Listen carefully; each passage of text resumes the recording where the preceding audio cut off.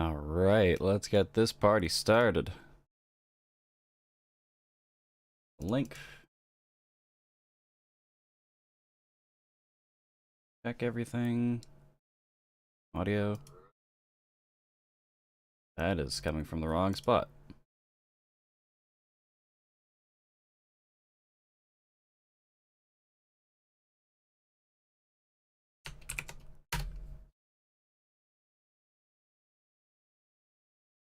Alright, so this is gonna be fucking goofy. Welcome back to Polyjustice, Ace Attorney.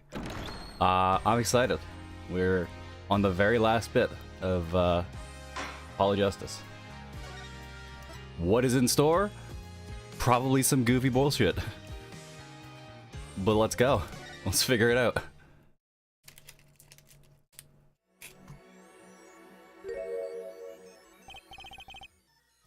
Welcome to court. 7 years, all leading to one verdict. A verdict which you must decide. Is the defendant, Vera Misham, innocent or guilty? The courtroom doors are opening. The trial awaits. You ready to begin?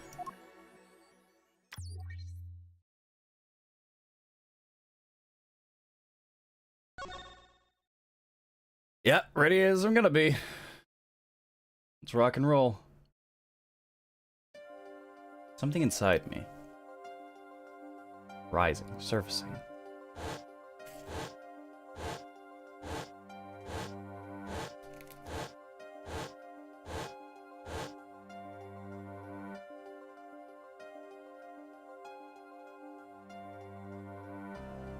Something important.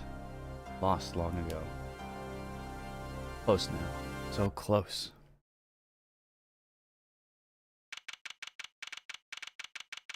October 9th, 10 a.m., District Courtroom number 3. Court is now in session for the trial of Vera Misham. Defense is ready, Your Honor. Prosecution's ready to rock. Prosecutor Gavin, how is the defendant, Vera Misham's condition? Acute atropine poisoning, according to her physician. She could die at any time. Thus, her absence from the court today. What? I can't put her on trial without her being here. It is unusual. You should wait for her to get better than do it. It's so bureaucratic of them. This being a little harsh. You can't delay the trial any longer. Or they risk having no one left to try. Trial without a verdict can only cause grief. Records of this case and experience tell us this. Apologies to the defendant, but the show must go on. Right. If Vera dies, the trial will be cancelled. I'm not gonna let that happen. Mr. Wright told me everything that's been going on behind the curtain all these years. I'm gonna get Vera and her innocent verdict while there's still time. Very well. Your opening statement, Prosecutor Gavin. The prosecution's case is unchanged by recent events. Why did Vera Misham succumb to poison? Because she couldn't live with the guilt of what she'd done. Vera was poisoned with atropine, the exact same poison that took her father's life. What better confession could you ask for? Being the killer, she would have had access to the poison. Significance, and it's rather hard to come by. That is true. In other words, I see no need for further discussion. We could have had our verdict yesterday. Well, Mr. Justice, if you have no objections, I see no reason to postpone a verdict. What we need to worry about isn't the verdict, but the trial itself. The defense holds that Vera Misham is the victim, not the killer. If that's so, then you have to prove something. She was in court giving her testimony before us.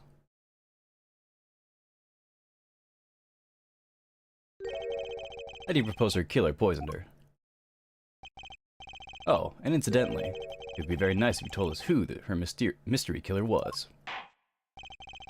Prosecution's objection is sustained. I asked the defense to prove its claim to this court. Tell us how Vera Misham was poisoned. I have two things to prove here. Who did it and how? To hit first. How? How did the killer poison Vera Misham? I'll focus first on the method used. Any comments before we begin, Prosecutor Gavin? Not a bottle or container of poison was found on the defendant's body. I see. The vector of poisoning is unknown. Is the defense prepared to prove how the poison reached Vera Bisham? Yes, Your Honor. Very well. What method was used to poison Vera Bisham? Nail polish. What's this? My, what a beautiful bottle. I don't know, it's creepy. I'd like to give whoever designed it a hand. Is that nail polish? It's colorless. Ah. Something the matter? No, nothing. Nothing at all. The killer put poison in this bottle and made her drink it? As Prosecutor Gavin has told us, this is nail polish. Nail polish? It's like paint for nails. Know any women with red nails? Ah, my wife has red nails. I see. But she's been painting them all this time. Judge. This is being broadcast. You're gonna be in trouble. Let's recall the trial yesterday. Let's recall yesterday's trial. Remember when Vera was testifying to the court? Court's now back in session. Vera seems pretty tense. Practically chewing her fingernails clean off. Whenever Vera became nervous, she had a habit. Biting her nails. Her nails? Ah! Prosecutor Gavin? When the prosecution had Vera examined, did they check her nails? Bailiff, have them check the defendant's nails at once. Mr. Justice? Yes? You know who did this? You know who put poison in that nail polish? Yes. That bottle belongs to Vera Bisham. Why do you ask? Know someone else who might have that bottle like this? No, just checking. Mr. Justice, you're about to accuse someone of poisoning that bottle of nail polish. Please dispense with the chatter. You realize the weight of this accusation. Here, let me show you. Understood, Your Honor? No problem. I know what I'm doing this time. And let us ask, who poisoned Vera Bisham via her nail polish? It was... not Calavir Gavin. Christoph Gavin.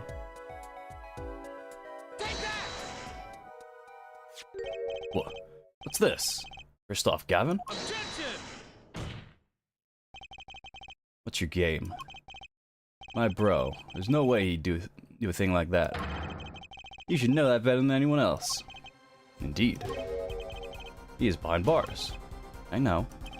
However, that doesn't mean it wasn't possible for him to do what he did. What? Ask yourselves when he put the poison in the bottle. It could have been yesterday, could have been a month ago. Maybe it was a year ago. Or perhaps it was 7 years ago. But Christoph Gavin had no motive for killing this poor girl. It's simply inconceivable. Prosecutor Gavin doesn't seem to think so. That face tells me one thing. Christoph Gavin's own younger brother doesn't find it inconceivable at all. Well, Prosecutor Gavin, you feel there is a clear and pressing need. Then we may have to summon Christoph Gavin from jail as a special witness. Fine. I've known for some time that impenetrable darkness lurked at the bottom of this. A darkness that has swallowed even myself. Okay, the defense's wish is granted.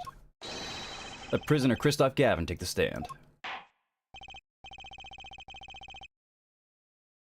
Bailiff, begin the proceedings to call a special witness. The witness is Christoph Gavin, currently residing in solitary cell 13 at Central Prison. Ooh, hoo, hoo, hoo, hoo, hoo. Alright, let's rumble. Ah, Your Honor, how nice it is to see you again. It's been quite a while, hasn't it? To what I owe the pleasure of your company. Not every day I'm summoned from my solitary cell. In fact, it's never. I think you already know, Mr. Christoph Gavin. Ah, Mr. Justice. I hear you've been doing quite well for yourself. Ah. But I feel like somehow he's still my boss. De favor lip, Apollo. You can do it. Does this bottle look familiar? Ariadne nail polish. Oh yes, I use it myself. As did the late defendant, I hear. He's not dead yet. And? Is there something concerning this bottle that you wish to ask me about? I admit I respect her for her taste in nail polish. Her taste, indeed. This nail polish was how Veramation was poisoned. Adroquinine, was it? You're well informed about the case, Mr. Gavin. Even in solitary, much comes to my desk, and I have nothing to do but read. Well, Calavir, maybe you can explain this. You're being accused again. By him. Again. Ah. And? You agree with his accusation, do you? Let's hold a proper trial, shall we? First off, Gavin, your testimony, please. I'd be delighted. Charges against you are quite severe, Mr. Gavin. You're suspected of the poisoning of the defendant, Veramation. Please testify on this matter to the court. Alright, let's rock. Owning the same nail polish is not a murder make. I've been in solitary confinement for half a year. How could I poison her? Her father died of the same poison, the meaning of which should be clear. The prosecution's case holds. She poisoned her father, then attempted to poison herself. Surely you aren't going to suggest I was responsible for poisoning her father, too. Yes, to all of those things. Yes to most of those things. I'm afraid the defense's claim is sounding rather unlikely. Naturally. For one, I don't even know the Mishams. Isn't that so, Mr. Justice? Very well, Mr. Justice, begin your cross-examination. I'm accusing Christoph Gavin, my ex-boss, but I know he poisoned the Mishams. The question is, when could he have done it? Not to mention, why?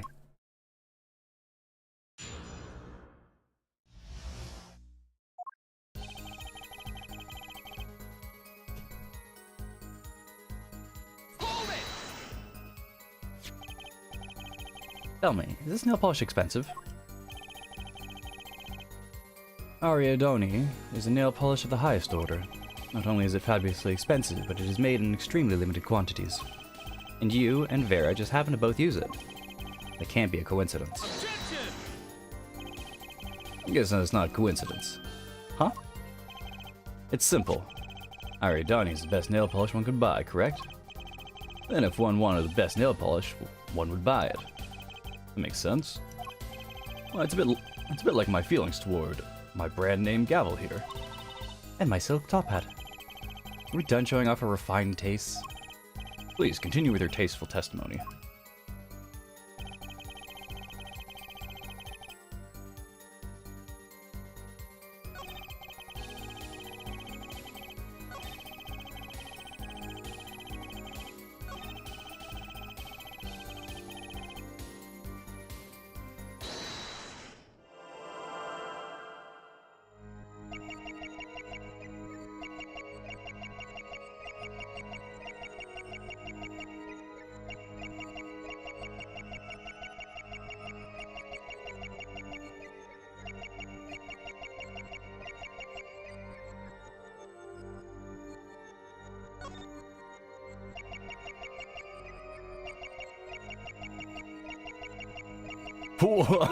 What is that scar on the back of your hand?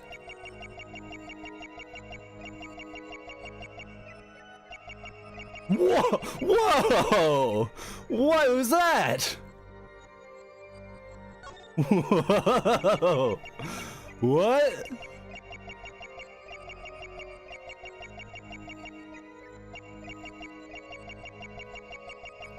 Responsible for poisoning.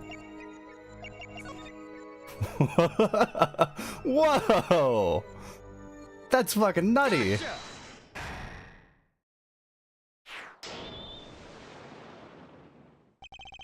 It was you who killed Drew Measham. Bluff worthy of your new mentor, Mr. Wright. Oh, really? But you see, I saw it.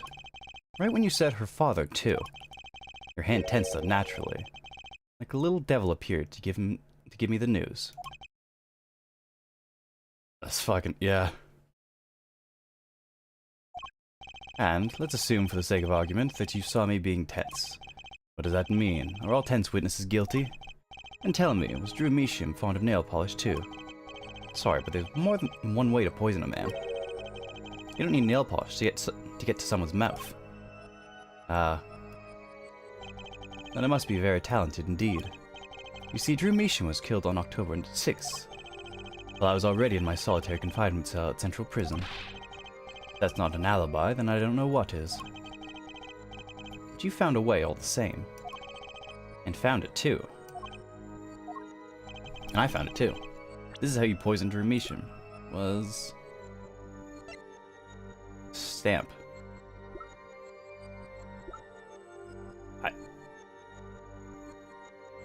There's like 3 things to pick here.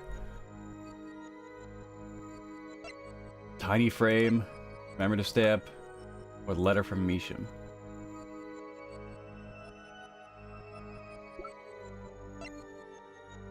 There's like 3 things to pick. What do I pick? I'll pick the stamp. I'm sure this commemorative stamp requires no introduction. The night Mr. Measham died, he was seen writing a letter. Atropine was used on this stamp, Mr. Gavin. Am I to understand the stamp was the murder weapon? Yes, you are. Oh, and yes. The stamp was found in your prison cell.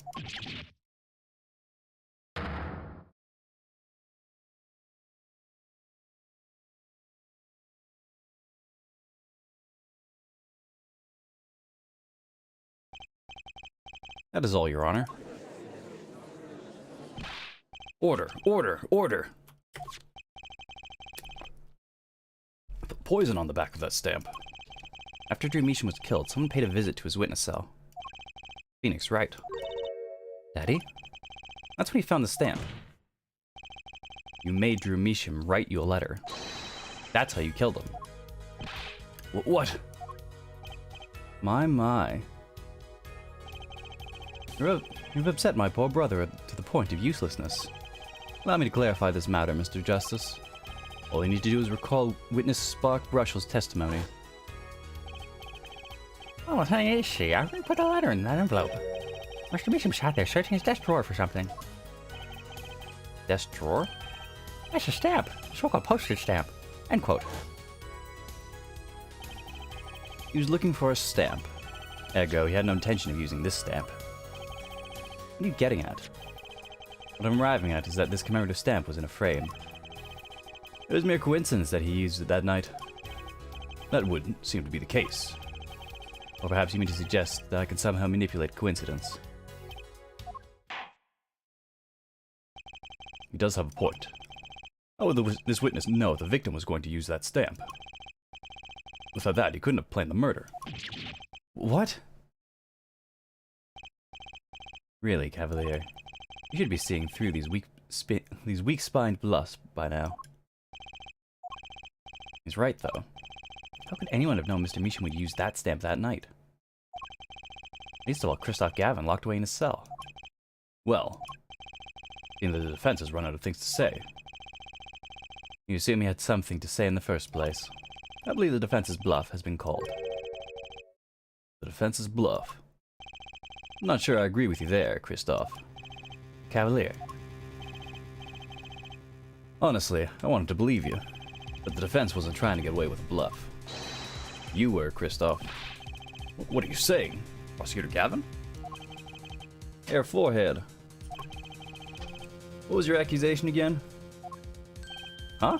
Oh, it was that this poison stamp killed Drew Measham, yeah? To which my brother responded thusly.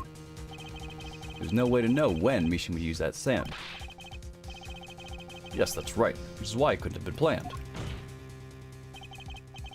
Tell me, it needs to be planned, why? Why couldn't it have been a coincidence? The defense's case is simply that Drew Measham died by that stamp, that's all. Coincidence. First off, Gavin, you tried to slip out from under this accusation by changing the subject. That's not bluffing, what is it? What are you up to, Cavalier? I would ask you the same question, Christoph. Heh. I silence the defense with the fewest words possible. It's called efficiency. But Mr. Gavin, that's impermissible testimony. Very well, I shall take his claim head on then. Justice? What? You accuse me of Drew Measham's murder, yes? Then, allow me to ask you. What possible reason could I have to kill a painter? Apollo, motive. He's talking about a motive. Oh, yeah, it's so fun to see. Indeed. Hard to see how an attorney could come to want to kill a painter. Now here's something. Why didn't he bring up the motive from the very beginning? Unless he was afraid it was a battle he might lose. So what does it mean? It means there might be a weak spot. Maybe have some evidence to prove a motive. Motive for murder. This is vital, if not the most vital element in this case. Please consider this when making your statement. I'd say it's about this vital. That's pretty vital. Well, Mr. Justice. Going through this no matter what. Understood, Your Honor. I'd like to present evidence. Then, let's see what you have for us. What reason did Kristoff Gavin have for wanting to murder Drew Measham? I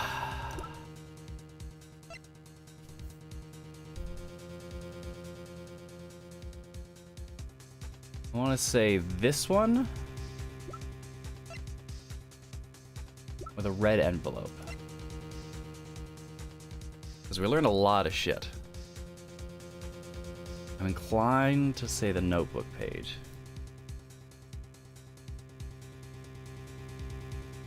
Because that's the thing that he had commissioned for... what's it? Trial 7 years ago. Right? So... it could also be the red envelope. Found on the victim's desk drawer contains two sheets of writing paper.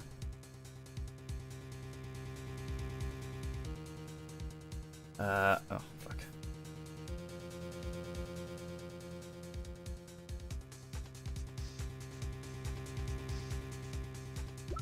I'm gonna go with the notebook page.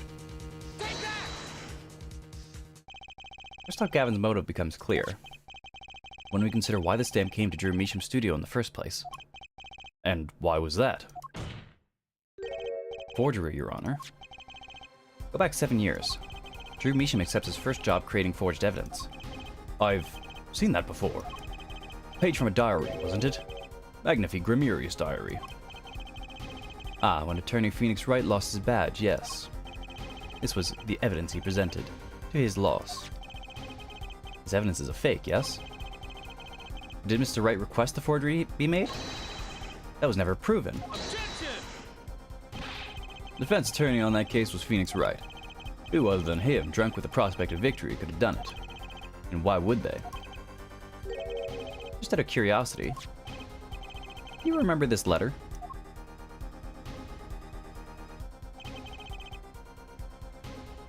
This is the first page. And this is the second. Those were presented in court yesterday. This letter was sent to Drew Measham by the client who requested that forgery. The enclosed stamp was none other than the poison commemorative stamp. Drew Measham drew his last breath just the other day. However, the motive for his murder was already 7 years old. 7 years old. The client who requested this forgery was very cautious. He tried to erase anything and anyone with connections to the forgery to keep them from talking. But he made a mistake.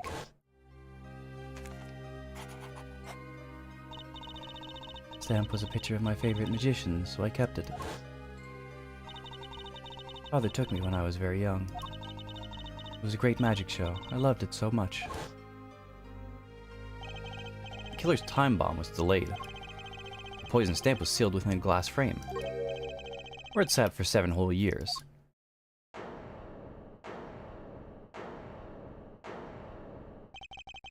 Her forehead.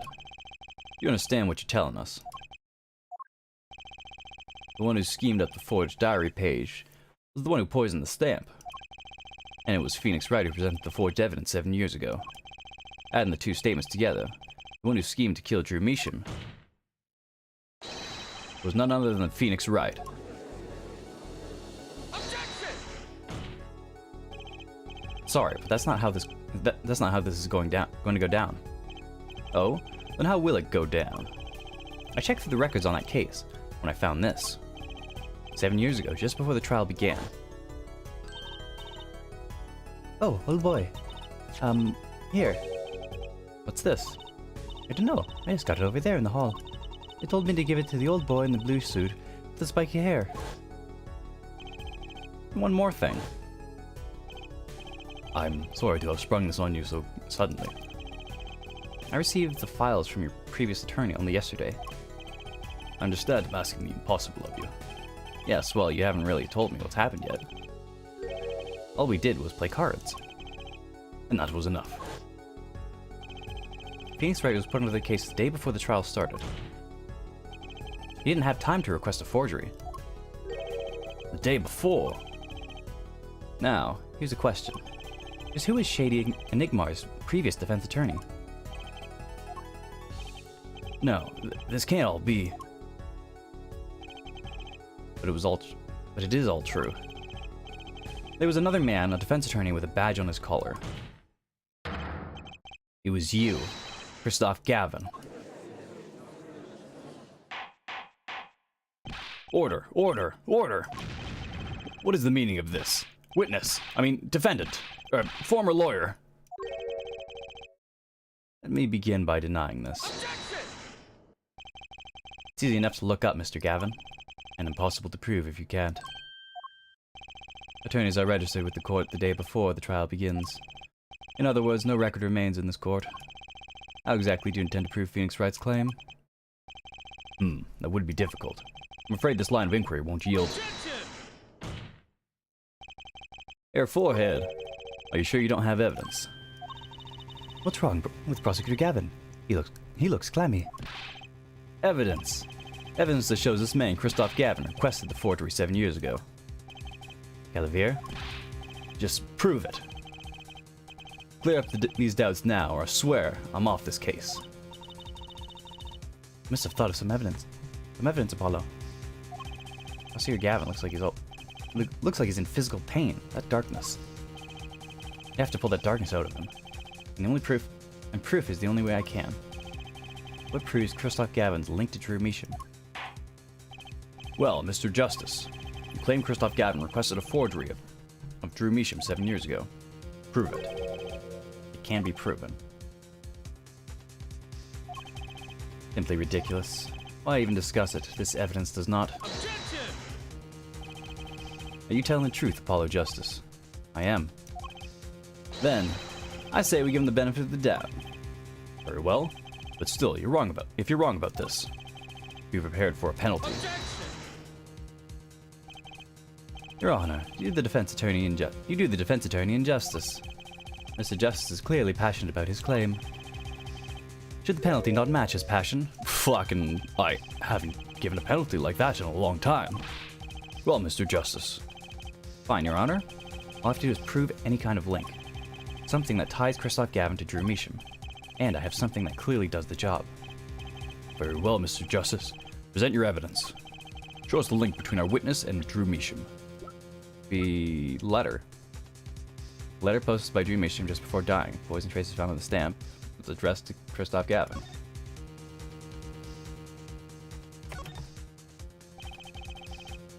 An address on here. And a name I've never heard of. At least I think so. It's a bit blurry to read.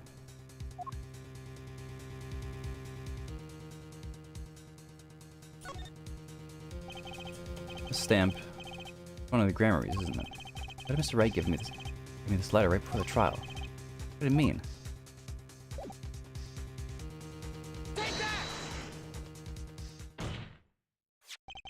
This evidence proves there's a link. That scrap of paper. I'm afraid I can't let you submit that. Is there some problem? There is. How could you possibly have that? You couldn't. Hey, that's Daddy's handwriting. Mr. Wright's handwriting. What's the meaning of this? Ah, I see now. Yes, of course. What do you mean, of course? I just remembered I had a visitor yesterday. Phoenix Wright came to my cell, except I wasn't there. Phoenix Wright. When I returned, saw he had something of mine in his possession. Of course, I had no intention of letting him get away with reading my private mail. Mail? You mean this letter was in your cell? No. However, it appears Mr. Wright has yet to be cured of his bad forging habit. If it's a forgery, it's not a very good one. The handwriting's terrible. This is Mr. Wright's reproduction of what was written in the real letter. Reproduction? When Mr. Wright visited Christoph Gavin's cell, he brought with him a small video camera. What? Quite the face you're making. He recorded his entire conversation with you, Mr. Gavin. And the contents of your personal mail. Regardless, this mockery of a piece of evidence will never be accepted by the court. Evidence based on a video of a man with no authority whatsoever claims he took. A man who happens to be an ex-attorney suspected of forgery. Prosecutor Gavin. Prosecutor Gavin? As embarrassing as this is for me to say, I'm afraid my brother is incapable of making rational judgments at the moment. Your Honor, your decision, please. The defense's claim is denied. What? Only actual evidence is permitted in a court of law. Please remove the defense's evidence from the record. Better luck next time, Justice. Shit. Well, we've certainly taken a detour from our cross-examination. I didn't get a penalty for that, though. But I guess that's progress. But the defense appears to be lacking proof. Forced to end the cross-examination of Christoph Gavin at this point. Paulo, do something. I'm thinking, but without evidence, I don't have anything I can use on him. Very well, this ends the special witness's cross-examination. Olivier? Show's over, yet the crowd screams for more. Only now do I understand why. Prosecutor Gavin. Frankly, I'm relieved. This has been bothering me for a whole 7 years. And I'm tired of the whole youthful angst scene. Now's that chance. Let's clean up the family closet, eh, Christoph? Olivier, you're spinning out of control. Calm yourself before you say something you'll regret. Spinning out of whose control? Mine or yours? Take a moment to consider everything you've built. Your reputation as a prosecutor, your fame with the masses. You could lose it all, Calavier. Paulo, did you see that? He's trying to press Prosecutor Gavin. Prosecutor Gavin, try to remember. What's really important to you? You amuse me, Air Forehead. I couldn't forget what's really important to me even if I tried. In fact, I haven't. Not even once. 7 years ago.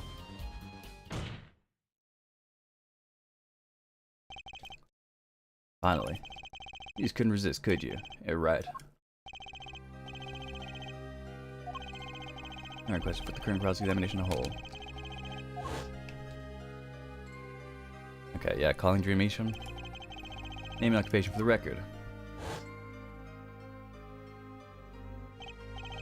I'm familiar with the trial. I've watched the video several times. Didn't you find anything unnatural about it? Unnatural? Well, you did seem unusually well prepared. I mean, Mr. Wright had only just presented his evidence. And the next moment you call in Drew Measham. It was almost as if... Almost as if what?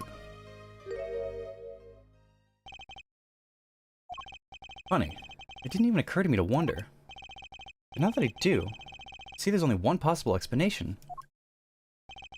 Almost as if, from the very beginning, you knew Mr. Wright was going to present that evidence. Ah, correct. I knew that if I applied the usual pressure, Phoenix Wright would eventually come up with that forged diary page. Don't do this, Calavier. I knew because you told me, Christoph. What? What? It was the night before the trial.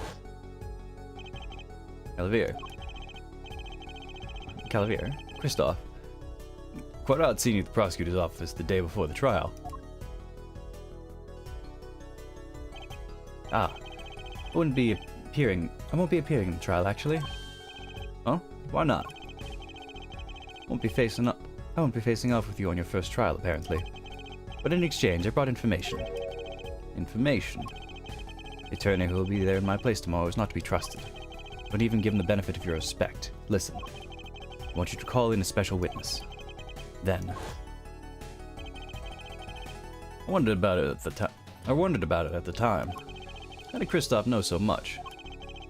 Prosecutor Gavin. Kristoff, we were supposed to face each other in that trial. Fair fight, brother to brother. I deserve that much. You let me borrow the victim's belongings. You showed me all your research on the case. The victim's belongings? Which would have included Magnifi's diary, wouldn't it? Mr. Gavin? My, Calvier, you disappoint me. You find trees, yet miss the forest. You're the one missing the forest, Mr. Gavin. You can't sweep this under the rug, not anymore. Tell me what was going on behind that trial. Why not? I've achieved what I came here to do. I see no harm in a little reminiscing. Apollo. I think we're finally going to shine a light on the black belly of this thing, Trucy. We did everything we could. I hope it's enough. 7 years ago, the day before the trial, I visited the detention center at the request of my client, Zach Gramery. Cards. One card.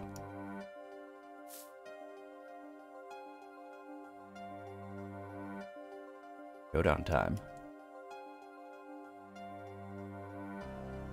Enough.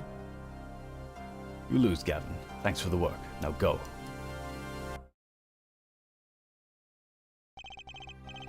To be honest, I don't know what his reasons were to this day. As far as I could tell, he dismissed me as his representation because I lost in a game of poker. I can come to no other conclusion. Dad used to say something. If you want to know a man, you have to compete. Zach wasn't watching his points or the cards. He was watching the man behind the cards, Kristoff Gavin. Oh.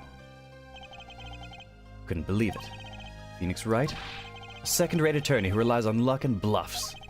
He dismissed me and went with that pitiful excuse for a man. He deserved to die for that error alone. Hold it. So the one who requested the forgery was... Oh, I'm not admitting to anything. My point is, these two men shamed me and I could not forgive that. Phoenix Wright and Zach Gramery both deserved what they got. You asked Mr. Measham to forge that evidence, so you could win. But then when you were dismissed as Zach Gramery's attorney, you used your forged evidence as a trap. You fed me information about the forgery you made. Then you gave your diary evidence to him. Feel free to imagine what you will. My point is that all I had imagined came to pass. Everything went perfectly. Ha! Incredible. If I wasn't laughing, I'd weep. Prosecutor Gavin. Perfectly. You're mad, Kristoff. Stop fooling yourself. What are you talking about, Calvier? Tell me, how did that trial end?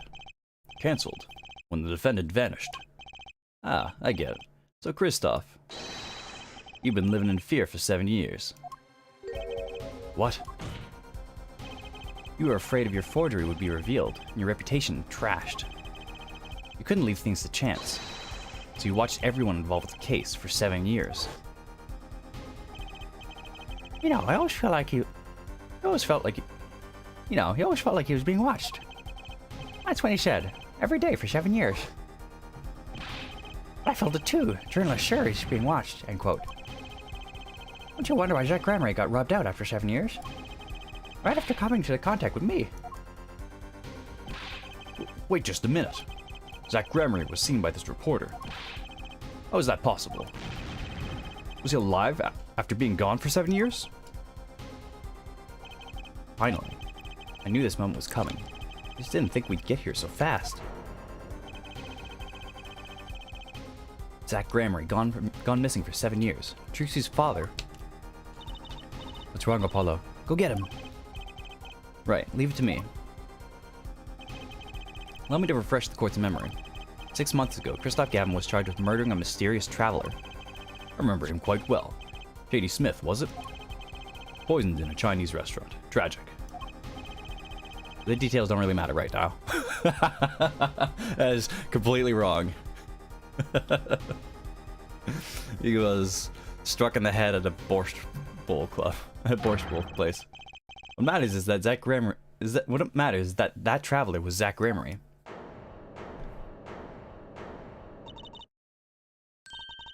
What is it, Apollo? Huh? Keep going. We'll talk about it later. Did she already know? Someone please explain this. Mr. Justice, can you explain this? It all started 7 years ago. The great magician, Magnifi Gramery's death started it all. Magnifi Gramery's death and his student, Zach Gramery, the suspect. Whoever defended Zach in court successfully would be famous beyond belief. Thinking that, Christoph Gavin did the unthinkable. He forged evidence. Drew Measham. Actually, it was his daughter, Vera, who really did the work. You took precautions when you had the forgery made, didn't you, Mr. Gavin? Precautions? To keep people from talking, of course. These two know too much. Leave them alive and there'll be nothing but trouble. That's when you planned your poisoning of the forgers. Atroquinine. Applied to a commemorative stamp. But luck was on Mr. Measham's side. The bomb didn't go off. His daughter? She saved him by taking the stamp. I see. But that wasn't the only bomb he set up. The Ariadne nail polish, of course. You noticed something when you requested that forgery. When Vera Measham is nervous, she has a bad habit. A tendency to bite her nails. Ah, that nail polish was her good luck charm. Well, she was almost kidnapped once. Instead, she's been, well, you can see for yourself. She refuses to leave the house. That person gave me a good luck charm for when I absolutely had to go outside. It protects me. Yes, apparently she received something. A gift. She won't tell me what it was. It was from that client, the one who made that note. Who wanted that note made? It was his insurance. Insurance? As long as she lived quietly at home, there was no danger to her. What if she had to go outside? If she ran into any trouble, she'd become nervous. And that nail polish would do the rest.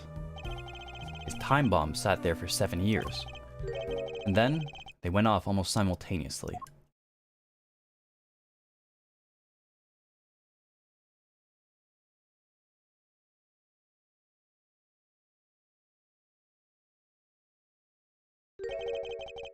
If you're finished. May I return to my cell now? Not accustomed to standing for such long periods of time. Mr. Gavin, have you heard a single thing we've said? Oh, I listened quite closely to your little tale. Quite an entertaining piece of fiction. What? Calavir, surely you understand. We're back to the evidence. Lacking the evidence. Nothing proves a link between him and the Atroquinine that took Drew Measham's life. What about the restaurant? You killed Zach Gramery to keep him from talking. I killed no man of that name. Read over the report again if you'd like. The victim was a traveler by the name of Shady Smith, about whom we know little else. Can't seriously think I knew he was that particular fugitive. Okay, then why did you kill him? I plead my right to remain silent. Remember, this court did not convene to put me on trial. The defendant's name is Vera Measham, suspected in the murder of her father. My trial's been finished for 6 months now. I'm afraid we have strayed considerably from our purpose here. This court concurs with the witness. It is the defendant Vera Measham who is on trial here. No, but you were doing so well, Apollo. As long as there is no evidence to support the accusation against him. This course of inquiry cannot find Vera Measham innocent. Your Honor, Phoenix Wright spent 7 years collecting this evidence.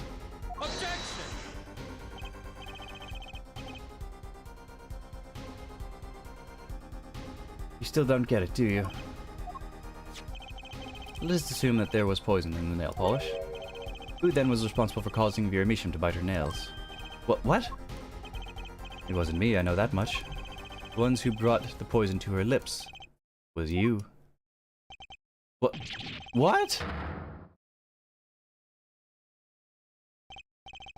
Evidence is everything. There's nothing more. I believe this discussion has reached its conclusion. Your Honor, Mr. Justice, you have performed admirably well for a novice attorney. I respect your partner, Phoenix Wright's determination as well. However, without direct proof, you have nothing. Isn't that right, Calavier? Unfortunately, yes, Kristoff, you're right. That is, you would have been right until now. What? Did the news not reach your desk in solitary? The eyes of the nation are on this courtroom today. This trial case for a new judicial system. That's right. I totally forgotten. The jurist system. Jurists, you say? The current judicial system has been deemed too closed off from society. This new system attempts to inject the wisdom of common citizens into law. Common citizens? Wisdom? Is this some kind of a joke? What could we possibly gain by doing this? Entrusting our judicial system to a mindless emotional mob of irrational mouth breathers? Common citizens have something called common sense. Common sense is not restricted by the law. Nonsense. There's only room for two in this court, me and the law. Keep the riffraff out. Out, I say. They're not in the court, actually. They're watching everything. That's fucking creepy. I don't like that. Stop looking at me. Watching everything behind the video. Watching everything by video camera. How can you allow this? Incidentally, the one responsible for making this happen was Phoenix Wright. Phoenix Wright.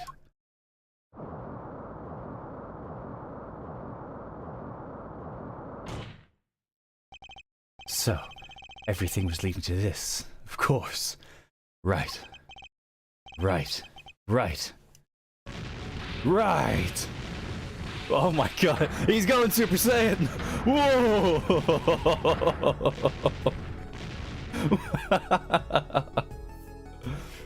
Oh Jesus! I won't accept. I can't accept that. This is no court. Law. The law is everything. Law is absolute. You let ignorant swine soil your courts. Kristoff, it's over. Calavier. The law is absolute. You can't be serious. What? Odd. I thought you spent your life looking for loopholes. The law isn't absolute. It's filled with contradictions. The law is the end product of many years of history, the fruit of human knowledge, like a gem polished to a gleam through trials and errors. It is the fruit we receive and pass on and face in our time. And it is always changing, growing. Nurturing it is our task as human beings. Except for you, Kristoff. You aren't changing. You stopped. You're not needed anymore.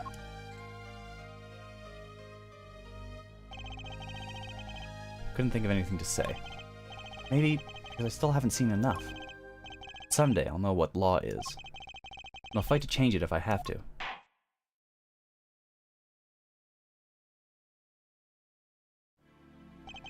I see no need to further prolong this trial. This began as a trial of Vera Misham, accused of murdering her father. The painter, Drew Misham, however. Several other incidents were reviewed, and we seem to have reached a conclusion. Before this court declares a verdict, I await your decision. Jurists of the court. For the death of Drew Misham, how do you find the defendant, Vera Misham? Innocent or guilty? I turn to you now to consider this matter. Alright.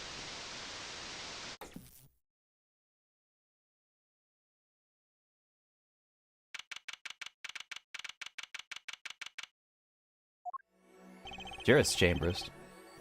Since the trial for this case, only the verdict remains to be declared. Defendant Vera Mishin is currently in intensive care.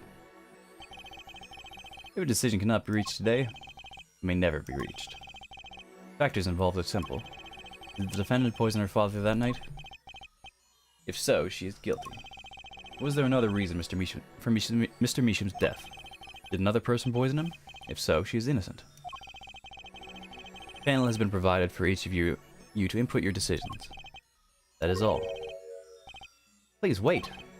Yes, Jurist number 6. There's something in the Jurist's handbook here. Persons involved with the case may not be jurists. That is correct. I've looked into all your dossiers. None of you were involved with the development of the case. With the development of the case? I see. Does that answer your concern? It's time for your verdicts. Make your decision in the case against Vera Mishin. After 7 years, the truth is ready to be heard. Judge wisely, judge well.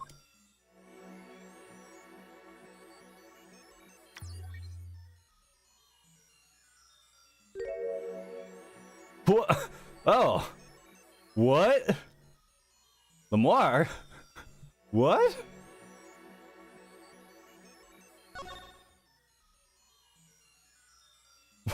What? Why is Lamar here?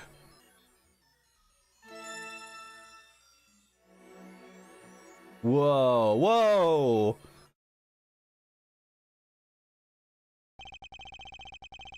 Whoa! Whoa! What? No way! Are you serious? What? That's fucking wild, man!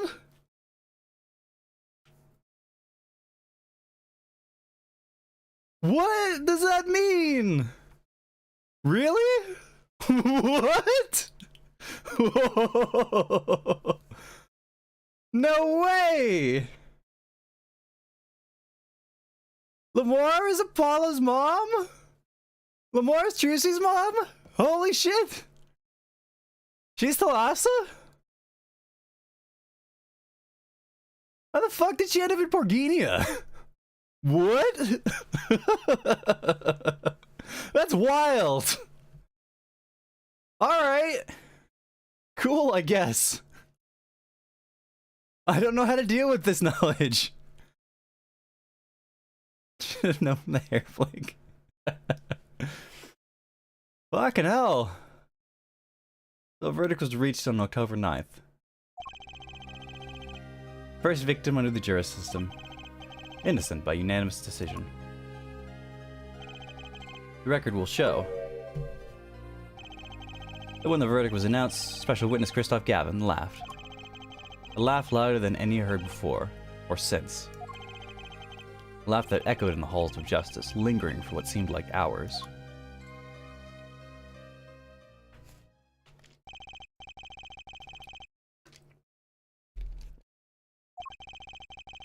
Intensive care ward, a true miracle occurred. Vera Mishin opened her eyes.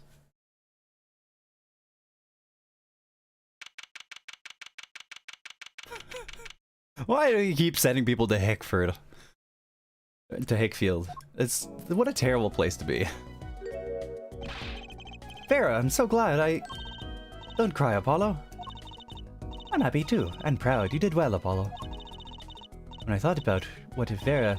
Hey now, don't you start crying too. I'm sorry you had to see us like this. Oh. Vera? Thank you so much, Apollo. Thank you. No, I'm sorry. I shouldn't have pressed you like that. If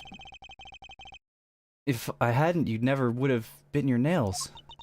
No, I was wrong. Staying locked inside like that, clinging to my good luck charm. Vera, when I opened my eyes and saw you, I finally understood. It's important to be part of the world. To see things with your own eyes. Looks like that poison had some effect after all. It killed off whatever was holding Vera back from life. I knew you'd pull through, Vera. I mean, that's what Apollo was fighting for the whole time. Your future. I won't forget it. Here, let me thank you. No, really, it's okay. Oh, look, it's me! Ah, it's cute. I love it, thanks. Is that me? You really captured your essence, Apollo. Well, I think so, at least. That reminds me. Oh, that reminds me. Do you know where the other lawyer is? The other lawyer? Oh, you mean Daddy. Except he's not a lawyer anymore. It's my fault, isn't it? I'm sorry. Oh, no, no, no. It's not what I meant. No, it's okay. I'm through looking away from the things I've done. I hope I can look him in the eyes again someday and apologize. I'm sure he'd be happy to hear that.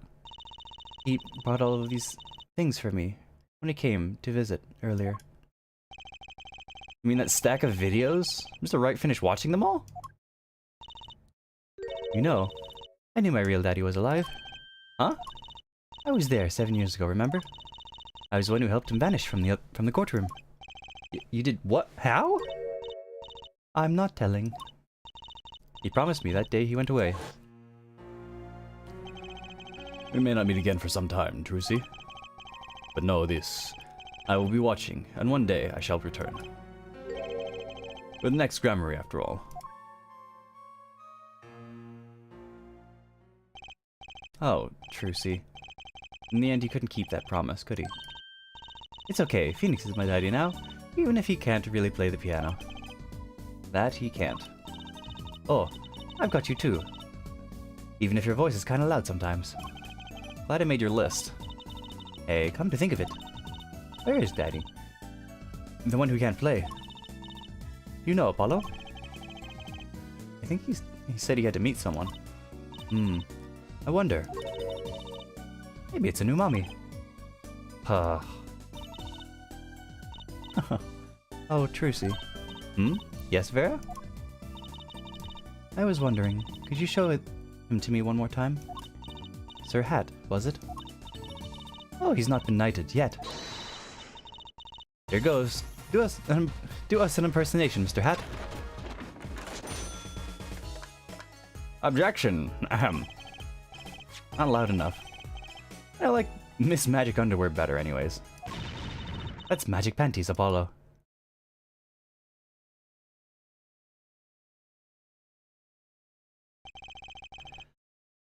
So, your memory's returned. Mr. Wright, was this all part of your plan too?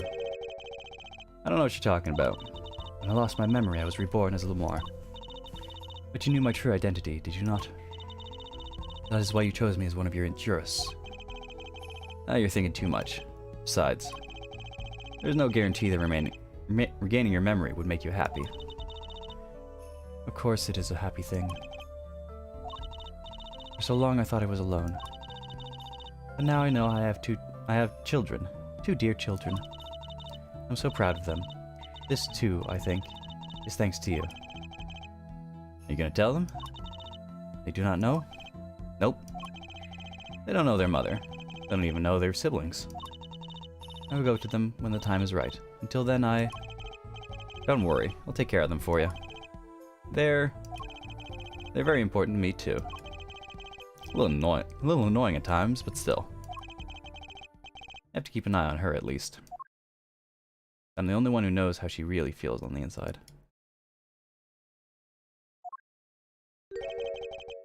Your bracelet. yes? Seen a lot of mysterious things these past 7 years. But your bracelets were the strangest of all.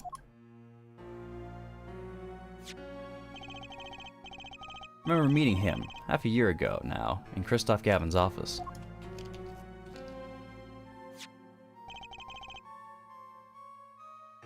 And then I met you. 2 fates destined to intertwine. And I was there when they crossed. I'll never forget that. Such a small thing, that bullet. Yet it tore who I was away.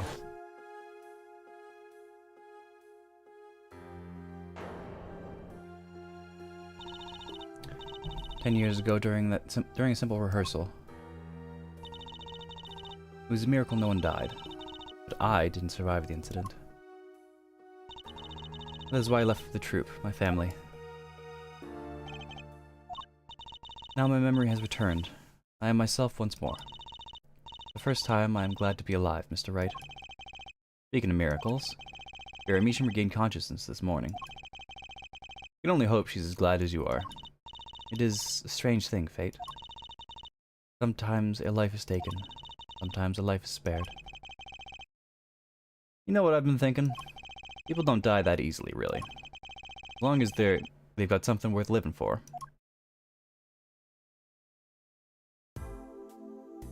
And that's pretty much the end of my story, for now anyways. I've still got a long way to go, and this power of mine, well, it needs some work. There's hope now. We lost it, but somehow we found it again. That's why people are smiling again. Hope. Yeah, I think I'll keep at this lawyer thing for a while.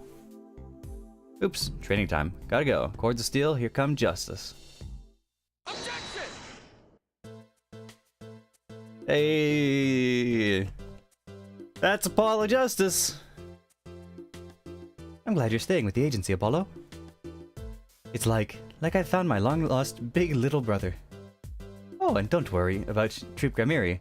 Truce is on the case. Not that I have this thanks to Daddy. Here's your Grammarly. Frankly, I got my doubts, but had Grammarly. Now that'll pack 'em in.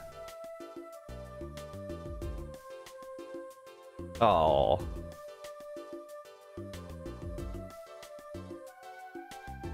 Oh fuck, I'm gonna have to remember all these fucking voices? Not every day you get a trial that rocks harder than one of our gigs, yeah? That's why it's over. The Gavineers are breaking up. The news caused a run on tissues at supermarkets nationwide. You're the real stars now. I look forward to our next jam session.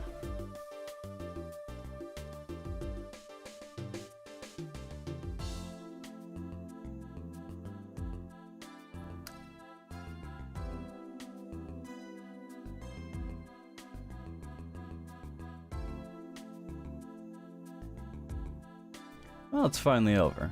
You know, thinking about it, I've been a piano player longer than I was a lawyer. Now that everything's sorted, and I've got my time on my hands, maybe I'll take some lessons. Maybe I'll take the bar exam, again.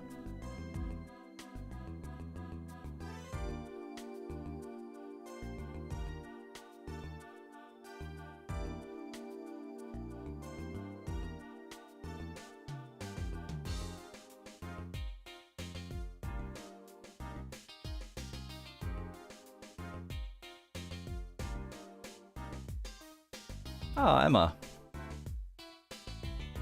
So I was standing around eating snackers the other day, when I got this crazy idea. What if they were golden? You could augment the crunch, or better yet, make them ding. What? And the power of science. Ah, the power of science. Although preservatives might not be 100% safe. Sure. Sure, Emma. Get into the snack business. Out of criminal affairs.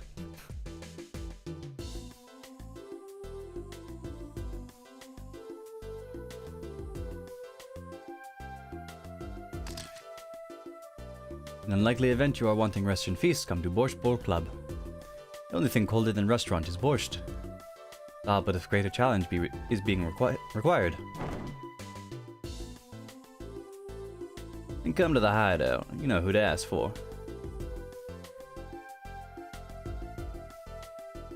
I like her design a lot. The dealer design, very cute.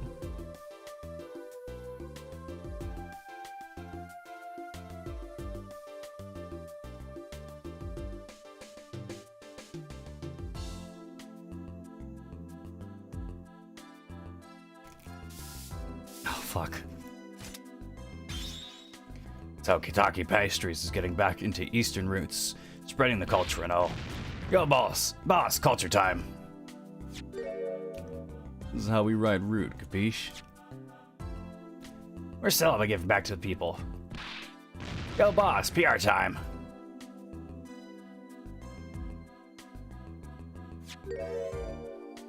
This is how we ride people, alright? Not that Walkie's paying any attention. Whoa, kids.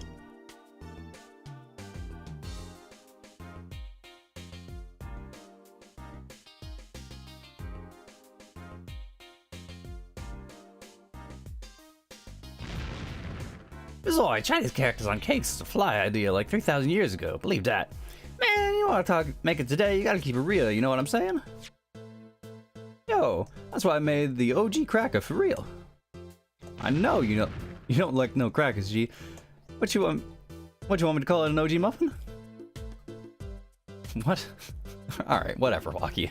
Shut up. Don't talk to me anymore.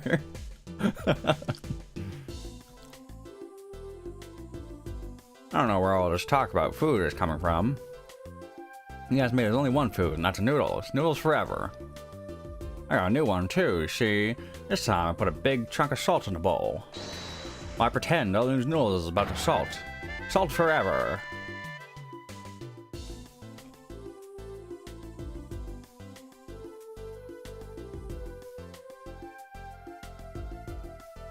Do we really need the epilogue for the noodle guy? Oh no. My exceptionally inquisitive nature has won me an unequivocal adoration in my department. You see, they used to call me Wesley Stinkler. Now they call me Wesley something. I didn't see the last line. But no longer. I have a new name, one that reflects my true academic nature. Wesley Sicko, reporting. Yes, curiosity is a sickness, and I am the cure. That's... shit, man.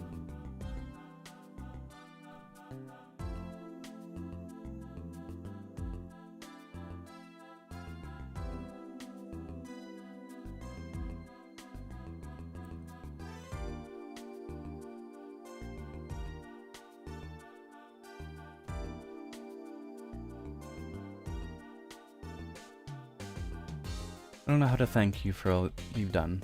Light has returned to my life, and with it joy. I may have lost years, but I've gained a treasure. 2 treasures, in fact. I will think of them when I write my next song. Oh.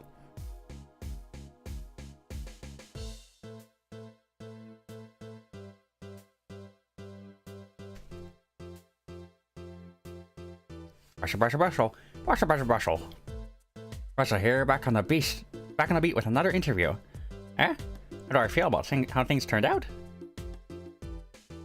No scoop yet, but journalist confidence in mint condition. End quote! Why are you here, of all places? What? Alright. I've decided to keep painting. Originals only, of course. I suppose I'll have to see a bit of the world outside to find what I want to paint. But I know there are good people out there now.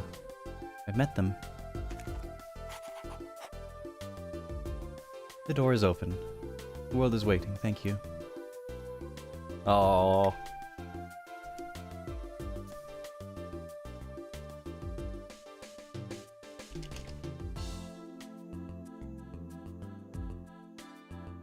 Oh. Oh. That's so cute. God damn it.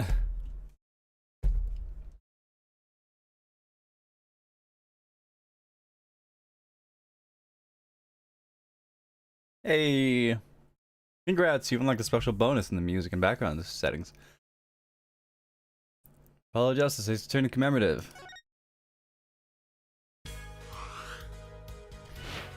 Hey, so that's Follow Justice, Ace Attorney. Continue to the next game. Phoenix Wright, Ace Attorney, Duel Destinies. Fucking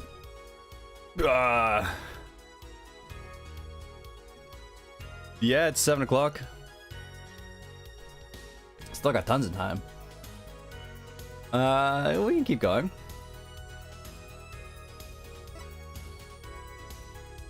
Why the hell not? Sure. Ace Attorney, Phoenix Wright, Duel Destinies.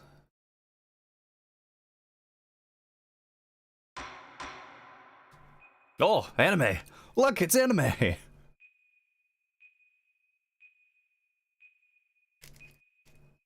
That's a bomb. That's a bomb! Why is there a bomb in the courtroom?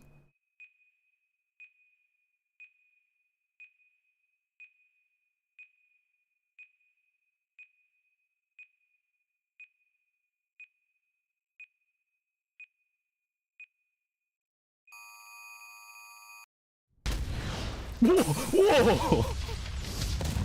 Oh, it was a bomb!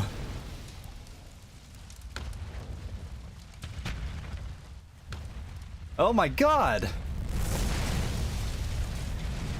Who blew up the courtroom? These are dark times, where the law has been reduced to rubble. And it's up to us to restore it to its former glory. Hey, right anything Talik needs to see. I know what you mean. It looks like your target finally decided to make a move. Who the fuck? Don't you worry. I've got a trusty new partner on board. I know this. I know that voice. What is this future shit? Done.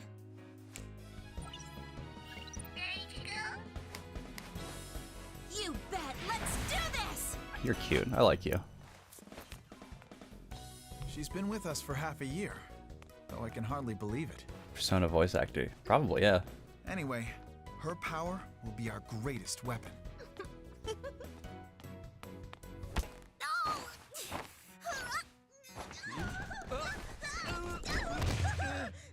Are you alright, miss?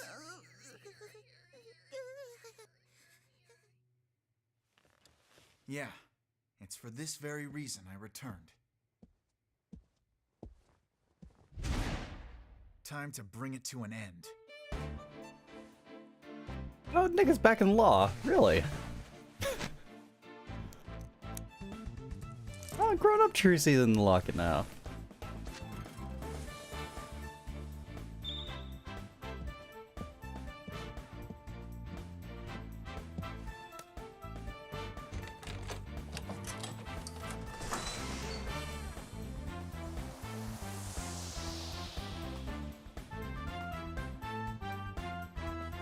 Are we gonna be Nick again? Oh.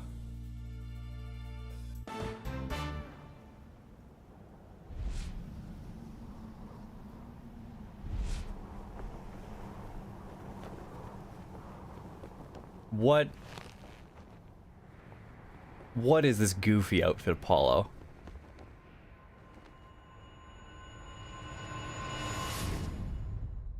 What is happening?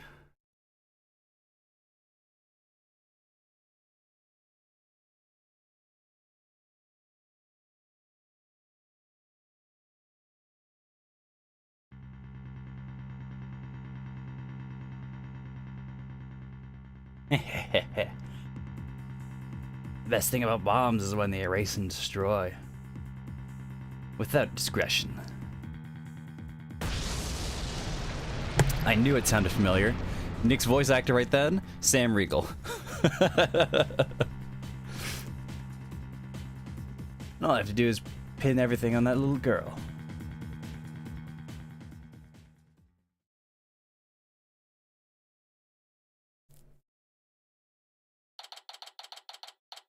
December 17th, 9:22 a.m., District Court. Defendant, lobby, number 5. Shit, have you ever gone up to 5? Nope, not feeling nervous at all. It's amazing what a girl can get used to. Even a tense atmosphere like this is no biggie. You doing okay, Athena? This is a 3D model. Oh, Apollo. Yeah, doing great. Like, hum a little tune, great. Oh, this is weird. This is weird. They're all 3D now. This is weird. Oh yeah, that's good to hear. Hello. I could have sworn I heard your voice crack a second there. Oof.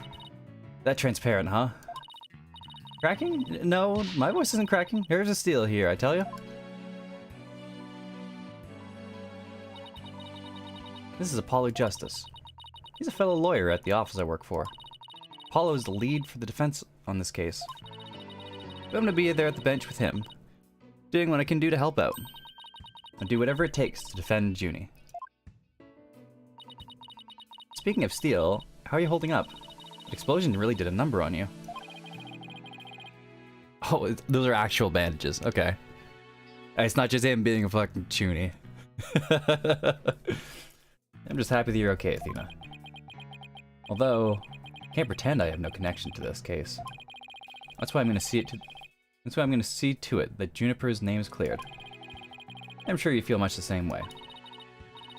You got that right. I won't rest until Junie is completely cleared of all suspicion. Follow, Athena. Oh, hello. Thank you for doing this for me. Junie!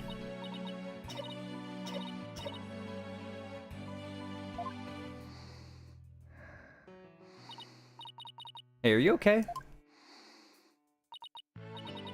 Sorry about that. I always seem to go into coughing fits whenever I get nervous. This kind of thing never happens. Home in the forest, though. This is Juniper Woods. She's my dear, dear childhood friend, and she's also our client for this case. The news keeps repeating that Junie is the alleged bomber. That's ridiculous. There's no way Junie would do anything like that. I brought you this little snack, Athena. Just a little something for my garden. Hey, thanks. So, this is an orange or a tangerine? It's an orange. My grandma says that orange is the color of strength and endurance. Oh, I get it. Strength for the trial, right? Junie, you're always so good to me. Jeez, look at me. Standing here clutching an orange to my chest with tears in my eyes. Well, don't you worry. He'll be so powerful in there, they won't know what hit him. Right, Apollo? Yeah, that's right. Come what may, this is one trial. We just can't lose. You sure are inspiring confidence. Alright, well, Apollo's dead. It's nice seeing you. Goodbye. Apollo! Apollo! Blood is seeping through his bandages. One of his wounds must have reopened. All this time, he was trying to put on a brave face, but he was really overdoing it. Mr. Justice. Huh? The trial is about to start, sir. Please proceed to the courtroom. What, now? But Apollo's in no state to defend. I have to defend Juniper. What are we gonna do? The trial's about to start, with or without us. Only one other option I could think of at a time like this. Even if I called him now, he'd never get here in time. No, wait. There's something else I can do. Apollo, give me all the evidence for this case. Huh? What are you gonna do? Bailiff. Yes, miss? The defense would like to submit a substitution of attorney petition. Athena. You're not seriously. You just concentrate on getting better. I'll defend Junie. All by yourself? Athena, stop for a second. Think about what you're saying. You've never once taken a case on alone before, right? No, hey problema. I can handle it. Think. I guess it's really up to you I guess it's really up to you, Junie. Would you be okay with me taking over? Sure. I believe in you, Athena. That's enough for me.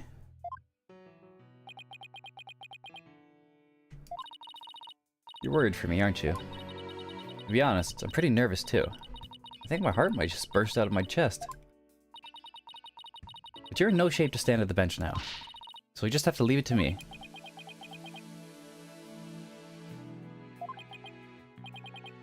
Alright. I can see your mind's made up anyways.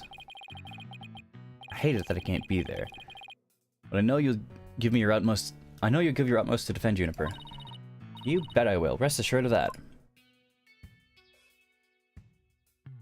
Alright, let's rock and roll. My name is Athena Sykes. Athena Sykes? Athena Psyches. What? How do you say that? Hold on.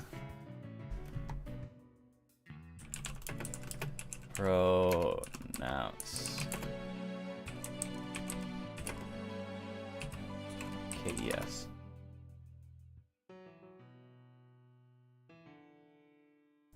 Athena Psyches? I think it's Athena Psyches.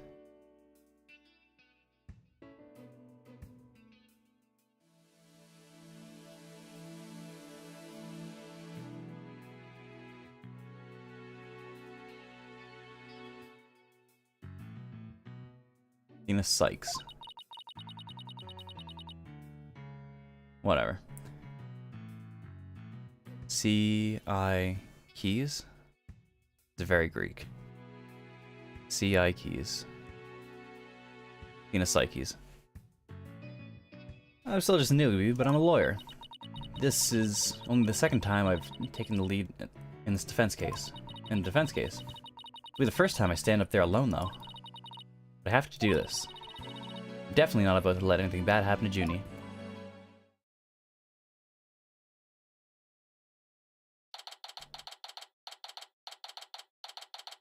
Alright.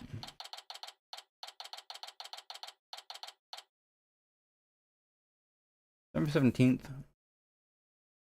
Quarter 2. Oh. That's odd. We usually start at 10 on the dot. Court is now in session. All rise. Court is now in session for the trial of Juniper Woods. The defense is ready, Your Honor.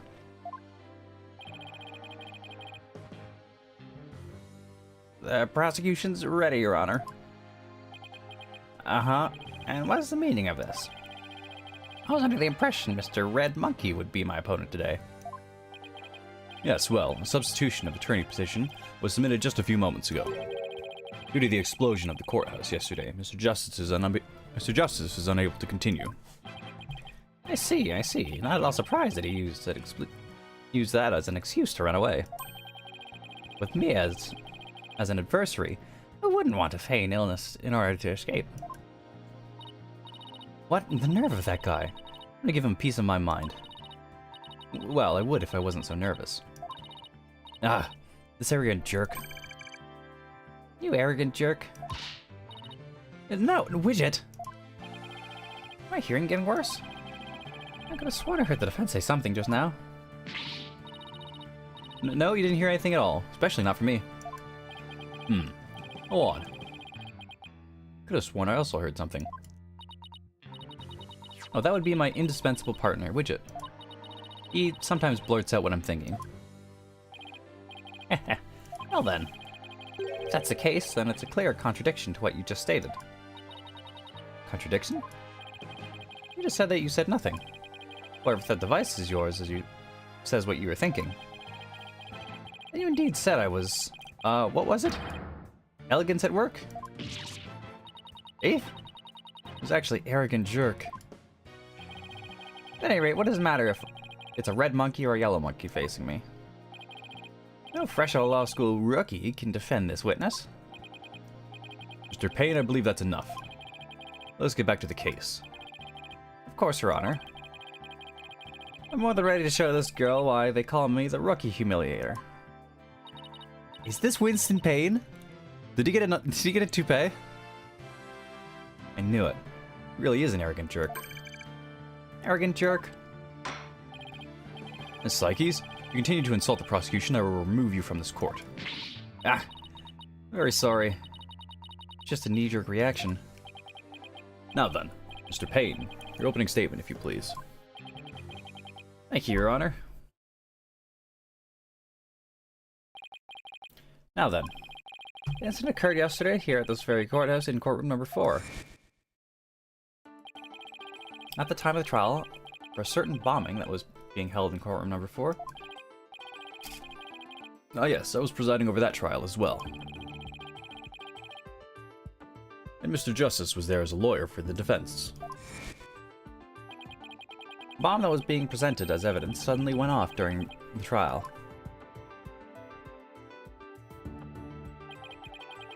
It was a terrible incident. Courtroom number 4 was completely destroyed. Fortunately, we were able to start evacuation procedures before the explosion occurred. Just a few seconds more and it would turn into a horrific loss of human life. But there was, in fact, one death, was there not? That is correct, Your Honor. When courtroom number 4 was examined after the blast, the body of Detective Candace Arm was discovered. He was to take the stand as a witness later in the trial. I suppose she wasn't able to evacuate in time. What a terrible tragedy. I must admit, I stumbled at least 10 times myself before I was able to escape.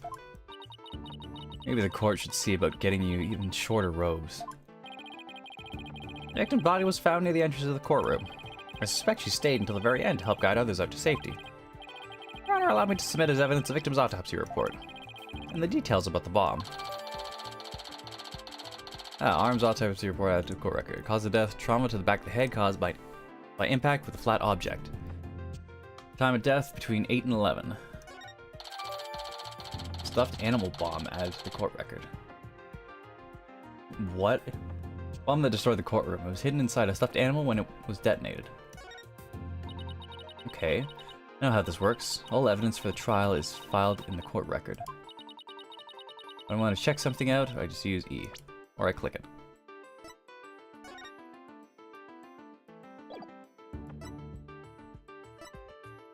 Well, Justice. 23? It's been 3 years? Okay. Juniper Woods, client, sweet girl who loves nature. Gaspin Payne. Oh, this is, Winston's older brother, I think. He was the one who presided over, what was it? Was it Dahlia Hawthorne's first trial? I think it was. And disarmed. Victim was case detective who was heading up investigation into the bombing incident. Better take a peek later. Now then, please call the accused to the witness stand.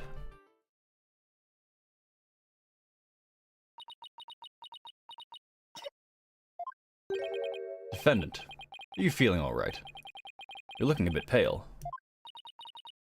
I'm sorry, I was feeling a bit weak when I first arrived here at the courthouse. But I'm alright. Juni's really giving her all.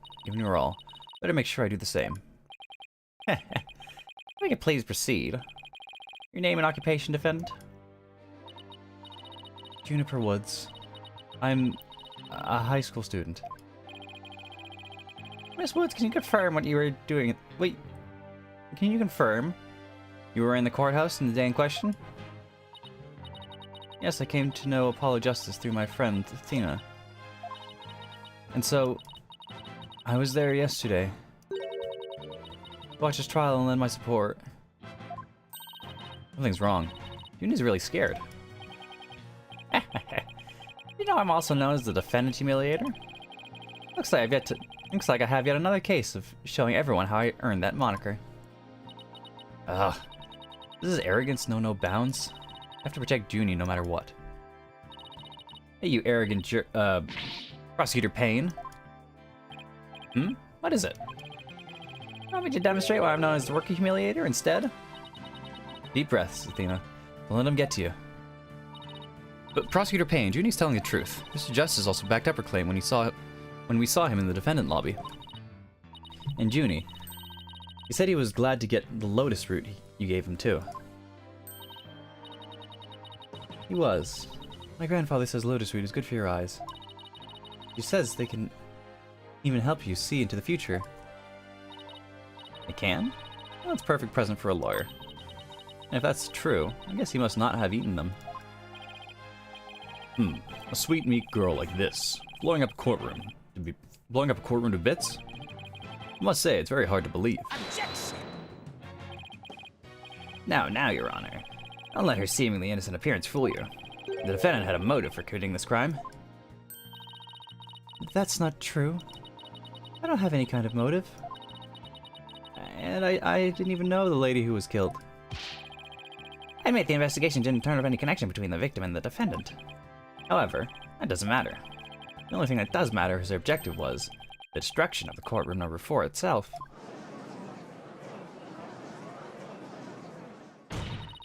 Hey, what's that supposed to mean? Why in the world would Miss Woods want to do that? That's a very good question. Coming from a novice such as yourself. But first, a question for the defendant. Have you ever been brought up on false charges? What? Why, yes. Yes, I have. And that experience caused you to harbor a grudge against the court system? Objection! Now wait just a minute. That kind of thing was a motive for blowing things up. then every one of our clients would turn into bombers. That's a valid point. We wouldn't have a single courthouse left standing in the land. I can see the accused isn't the only one who might bear resentment against the courts. Well, Miss Woods is the only person who could have committed this crime. Why? Because we have found some decisive evidence that proves the defendant's guilt. Decisive, huh? Believe it when I see it. It involves a very unique aspect of the bomb itself, Your Honor. What exactly is so unique about it? Hmm? Why don't we have Miss Psyches answer that question? Huh? Me? I notice that you appear to be very nervous. And well, gentlemen, that I am. I'd like to offer you a chance to gain some confidence with such an easy question. Could he be any more condescending? Really, what a thoroughly unpleasant man. L is for loser. Harumph! What did it just say? Nothing. Not a single thing. Now let's see. What was I supposed to do at a time like this? Oh, I know. The court record.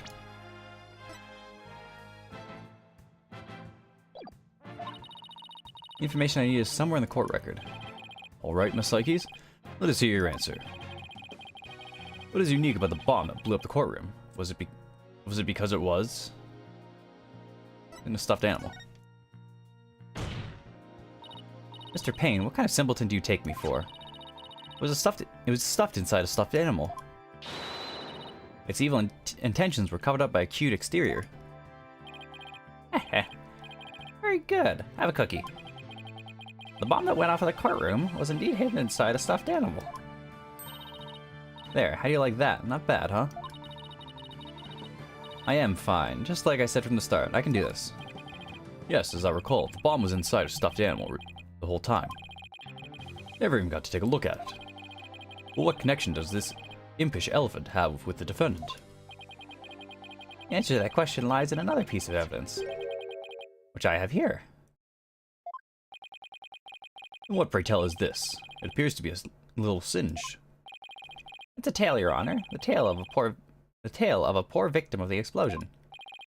This is incredible. Are you saying it's Detective Arm's tale?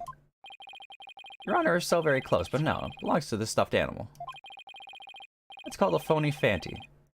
A rather unpleasant name, if you ask me. He's the mascot for a campaign to eliminate false evidence and false charges, is he not? Exactly. His motto is, phony evidence is just trunked up. That's so wrong on so many levels. The phony Fanty's tail is made of vinyl cloth. And we found something very interesting on the surface. The defendant's fingerprints. What? The phony Fanty provided the prosecution with all the evidence we needed. It clearly proves the accused handled the bomb. Eve.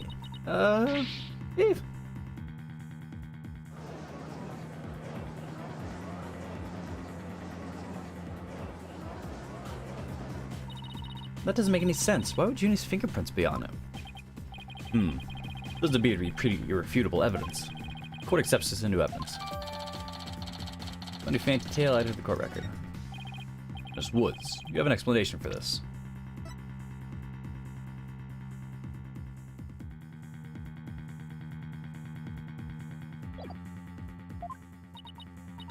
I don't understand. How about you, Miss Psyches?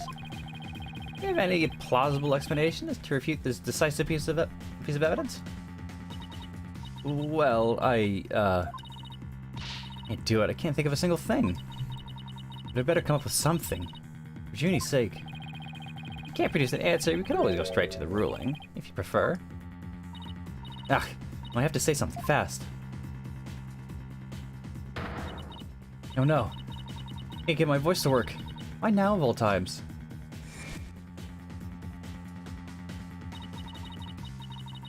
Thought I overcame this already. Maybe I'm still not ready to stand in court. oh, anime. Oh.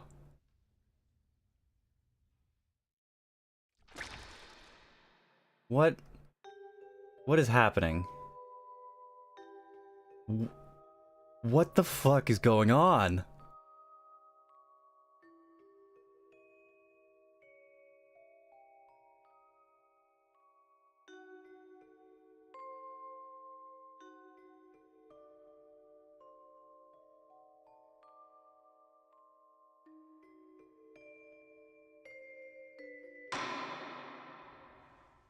As you can see, there is no room for debate. Objection! Why, it's you.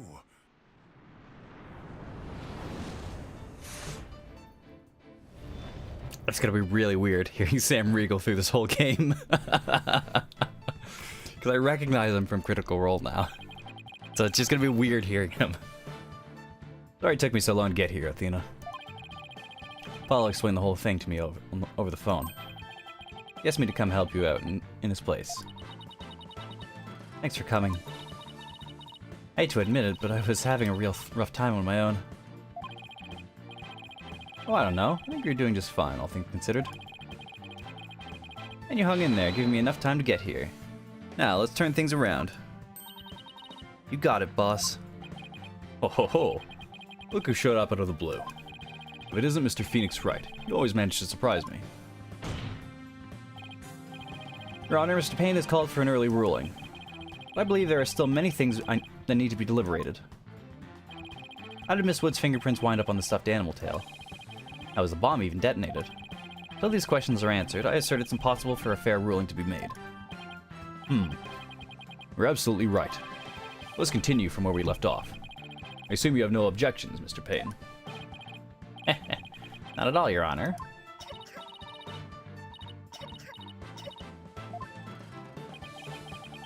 Miss Woods really looks like she's having a hard time. Junior's really struggling, Mr. Wright. I get the sense she's afraid of the courtroom itself. Because of yesterday? Yeah, it was understandably very traumatic for her. Poor thing. Here she is, back at the courthouse again, being so brave. I'd like to make a request, Your Honor. If at all possible, I'd like to have Miss Woods rest in the lobby. Given the defendant's condition. Very well, I grant special permission. You go get some rest, Junie, and leave the rest to us. Okay. Thank you. Sorry about this.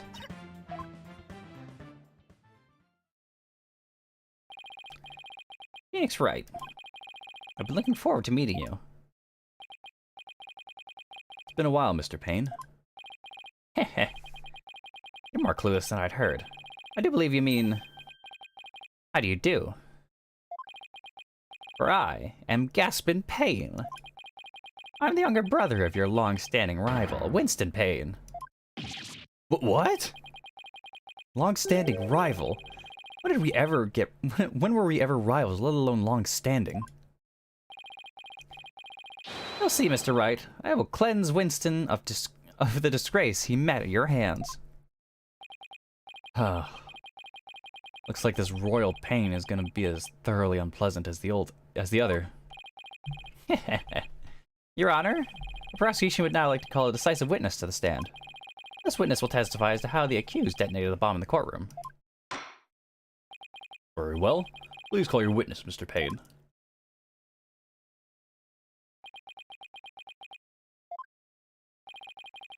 Witness, your name and occupation, please. Witness. Name. Ted Tonate. Ted Tonate, really? Occupation, bomb disposal specialist. Oh my, what a strange robotic voice you have. Speech synthesis via typing. It is the same as me talking. It sounds exactly like a robot. Can't you speak in a normal manner? I can. He can. But I do not like to speak. Speaking is inefficient. Energy expenditure is speaking.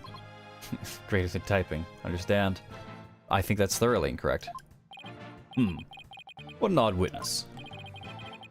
Mr. Tony was in charge of the bomb for that trial, and was there when it went off.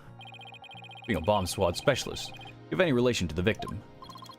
Negative. I first met the girl while on this job. Many people are employed by the police. I know only a fraction of them. However, I was shocked when I first discovered the body of the victim. Shocked? I was the first one to the scene after the explosion. I went there to ensure safety, but I ended up discovering a dead body. He was the first one to discover the body, was he? He's here to testify about the circumstances surrounding the moment of the explosion. Very well. Court will hear Mr. Tonate's testimony. At the very least, show this court some respect and remove that That face guard, witness. What is with that? Why is it with the face? Bomb went off. Bomb was originally disarmed by me when transported here as evidence. Bomb name HH3000, operated by timer or with a remote. I was watching from the gallery when I suddenly became alarmed.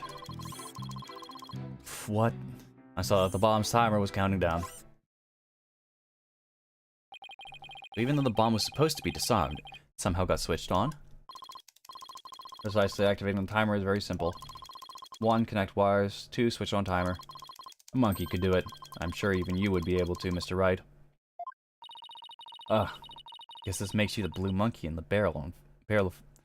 Guess this makes you the blue monkey in this barrel of fun, boss. Ahem. And I'd like to be in my cross-examination, huh?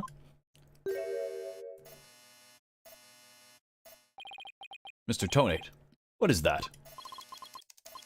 HH3000, aka a bomb. A bomb? Great googly moogly. Yeah! Mr. Tonate, I demand that you disarm it this instant. Assembly completed. 5.3 seconds. 2.0 seconds short of my personal best. You're trying to give me a heart attack. Not exactly a spring chicken, you know. This is an exact replica of HH3000. It is used to practice disarming bombs. Disarm equals success, explosion equals failure. An exact replica of the bomb that exploded, is it? So that's what it looked like. I submitted a photograph of the real bomb taken just before the trial. Dimensions: 10 inches high by 10 inches wide by 10 inches deep. Weight: 12 pounds. Perfect replication. The bomb does appear to be a very good copy indeed. As however, I could not replicate the detonation mechanism. It has a very popular wire setup. It is regrettable. I could not replicate it. Witness, that's enough. There's no need to replicate anything here.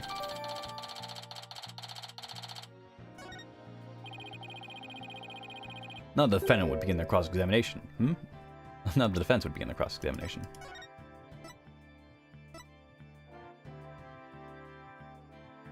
Uh, 12:16, 8:56 a.m.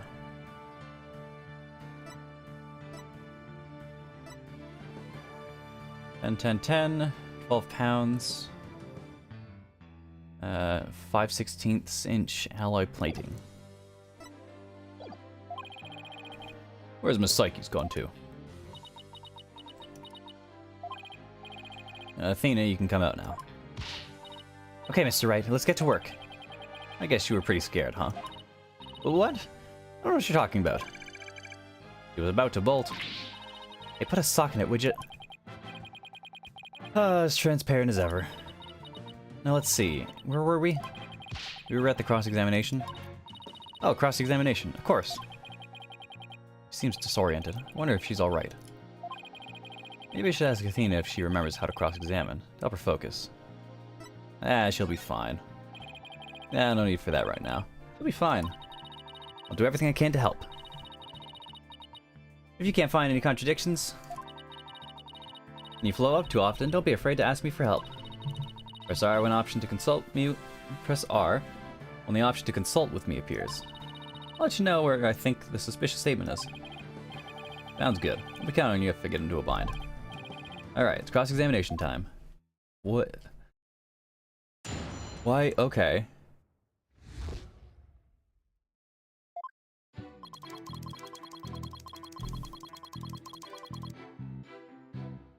I was originally transported here as evidence.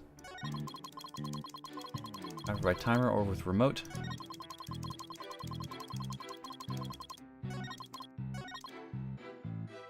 Hold it! You say that you disarmed the bomb. Are you really sure it was disarmed? Absolutely, I can disarm anything. In a flash. That looked more like dismantle than disarm to me. Oh, pardon me. Let's see. Is there any chance that you could have forgotten to disarm the bomb? Impossible. I do not make rudimentary mistakes like that. They say to err is human. Although the jury's still out on this guy. You must know, Mr. Wright, according to the court's own records. The fact is the bomb had indeed been disarmed was officially... The fact that the bomb had indeed been disarmed was officially confirmed. Guess I can rule out the possibility that he forgot to disarm it. Could you talk to the bomb... Could you talk about the bomb in a little more detail for the court, Mr. Tonate? Certainly.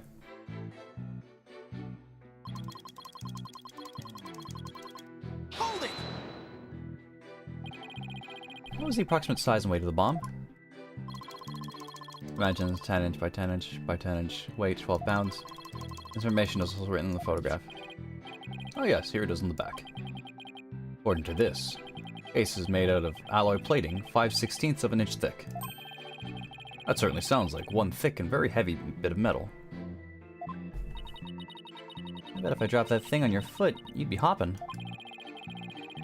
If you dropped that thing anywhere, I'd be hopping for the nearest exit. Well, I believe the court has heard enough about the bomb itself. Mr. Tonate, we're keeping an eye on the bomb. Where were you watching from? Hold it!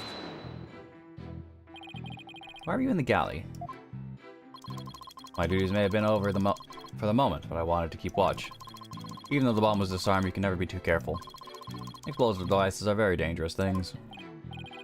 Ah, how admirably responsible of you. Model to be emulated. I practice disarming bombs every day.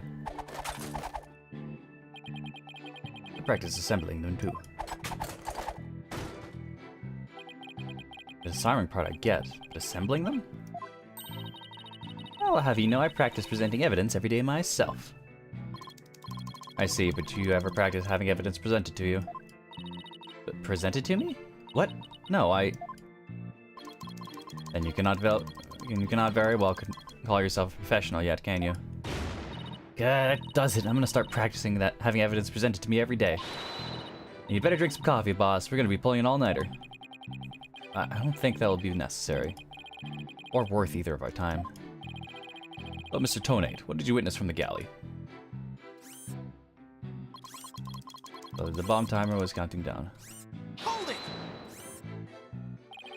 You saw it counting down clearly with your own eyes? I hardly think a timer that's small as that one. Something, something, something, something. I hardly think a timer as small as the one on this bomb could be seen from the galley. These goggles help me see very small things clearly from very far away. I can even see what you had for breakfast by looking at your tie. Why do I suddenly feel like a bug underneath a magnifying glass? I guess it's possible he saw the timer if he was wearing those goggles. Not sure. There's something that just doesn't sit right with me. I don't think I follow. It was hidden inside... Yeah, I couldn't have seen it. It was hidden inside of a stuffed animal. The bomb was completely hidden inside the stuffed animal. So well concealed, in fact, that it didn't even look like a bomb at all. Trying to find testimony that conflicts with the evidence, right? That's right. Listen carefully in Mr. Tonate's testimony is the first step. After that, it's a matter of taking a look at any evidence that seems relevant. Remember that you'll open the court records when you go to present something. Find evidence that conflicts with the testimony, present with R. Let's see, this testimony is about when the bomb went off. But I think the state of it was in at the time would be pretty important. A bomb that didn't look like a bomb because it was inside a stuffed animal, huh?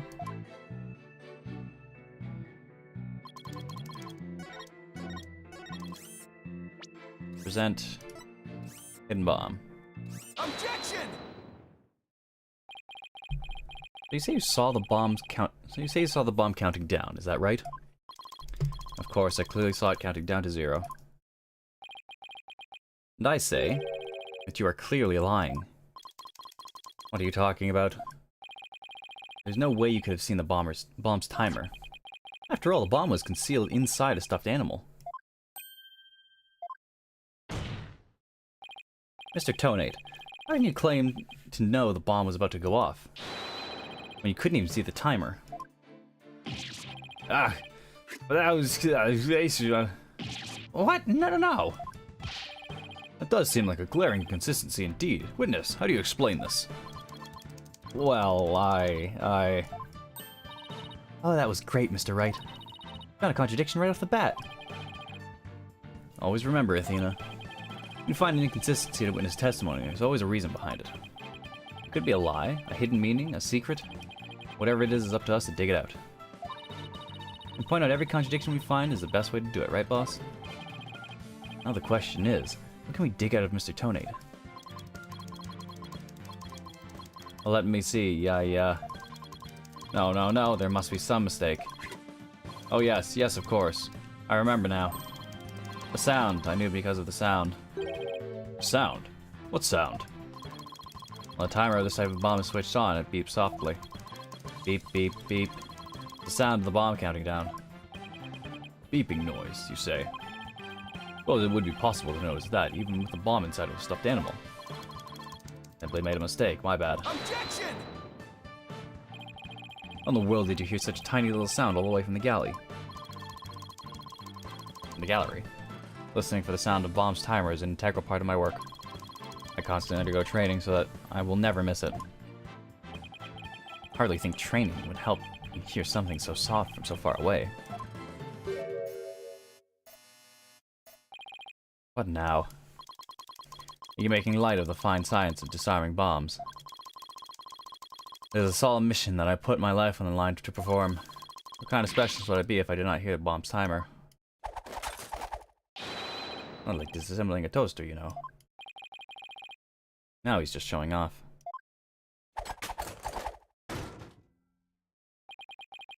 You've asserted that the sound was too tiny to hear. Well, the only tiny thing here is your skill as a lawyer. Being mistrustful is not an attractive quality, you know. And you're just overflowing with attractive qualities, are you? Or perhaps you have some proof that Mr. Tonade didn't hear the sound. Well, no, but... still seems totally suspect. It's gonna be really hard to prove that he didn't hear something. But if this is correct, the prosecution's argument is that someone reactivated the bomb before it was brought to into the courtroom. I don't understand, Mr. Payne. Why is it you believe that person to be Miss Woods? That's simple, Your Honor. Mr. Tonade happened to be there when it happened. He was there when the defendant rearmed the bomb. What's this now? It happened before the trial started. It was when Detective Arm and I were transporting the bomb. We brought the bomb to the lobby for the defense. Bomb equals evidence. The lawyer wanted to see it before we started the trial. Looking for a chance to give it the bomb, Miss Woods was already there in that lobby. Our goal was surely to rearm the bomb and steal the remote switch. The remote switch. Yes, the switch controls the bomb remotely. Duh. It's been missing ever since the incident. Missing remote switch added to the court record. Switch starts the bomb's countdown. It was stolen just before the blast and is now missing. I am partially to blame. I left the bomb and remote on top of the transport case. And they were rearmed and stolen while I was talking with the lawyer. The defendant had used the remote from the inside the courtroom to start the timer. Objection! How can you assert so unequivocally that the bomb was rearmed in the lobby? Objection! The bomb was safely secured in the transport case. The only time it was outside the case was in that lobby. Therefore, that was the only one and only opportunity anyone had to meddle with it. No one other than Mr. Tonade could have opened the case and taken the bomb out. Impossible. The transport case is assigned exclusively to me. You see this number here? This is my identification number. And I have the only key that can open the case. Nevertheless, Mr. Payne's assertion is nothing more than conjecture. No proof that it was Miss Woods who stole the remote switch.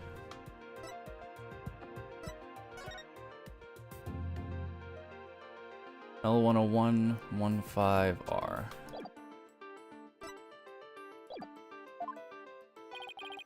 By the same token, you have no proof it wasn't her.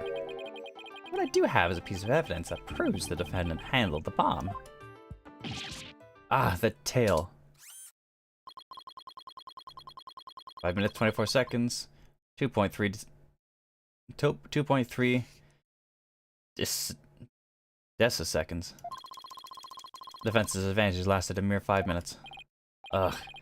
Talk about a rotten hand. As long as they have her fingerprints as their trump card, not a big disadvantage. It appears we will have to hear from the defendant herself once more. I wholeheartedly agree, Your Honor. I would like to call Miss Woods to the stand. I trust you have no objection, Mr. Wright. I'm worried about her condition, but we do need her testimony. On the other hand, not sure I want to make Athena mad. I read your feeling, you know, boss. Yes, there's no hiding from her, huh? Don't worry. I know we need her to testify. But if anybody picks on her again, they'll pay.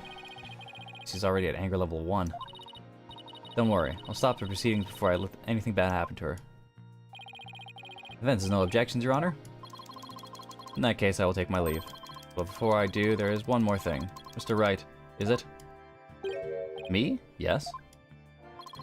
Dismantling bombs is my job. Dismantling the case is yours. You think you can handle it? I look forward to seeing you try. Ah, this guy's hiding something. I just know it.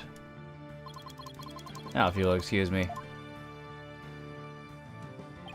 Bailiff, please go out to the lobby and bring back the defendant.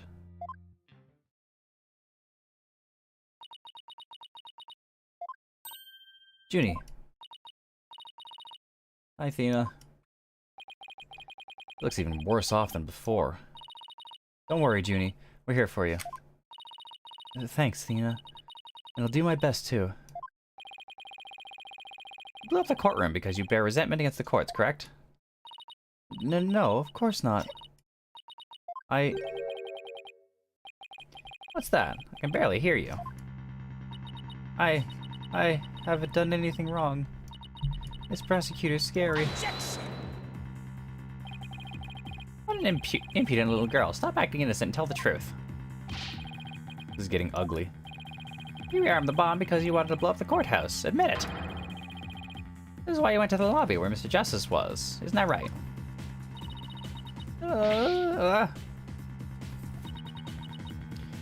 Mr. Wright, can I go give that prosecutor a smack? What? Of course not. We have to review the courtroom manners 101 again.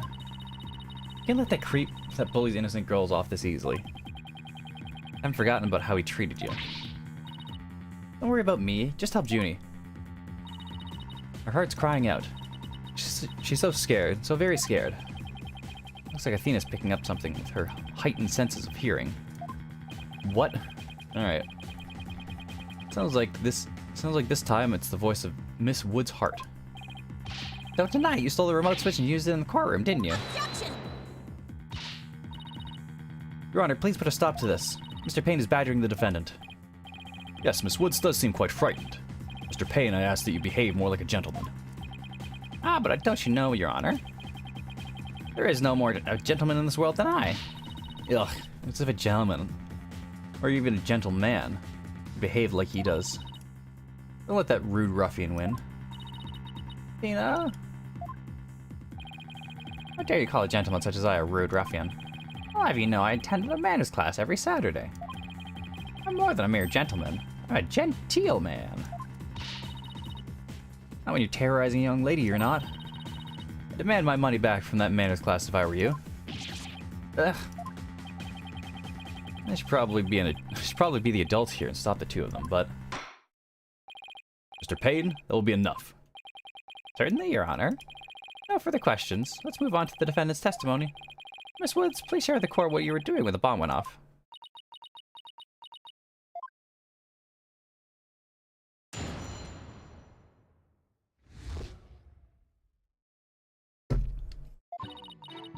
Well, that day, I was watching from the gallery.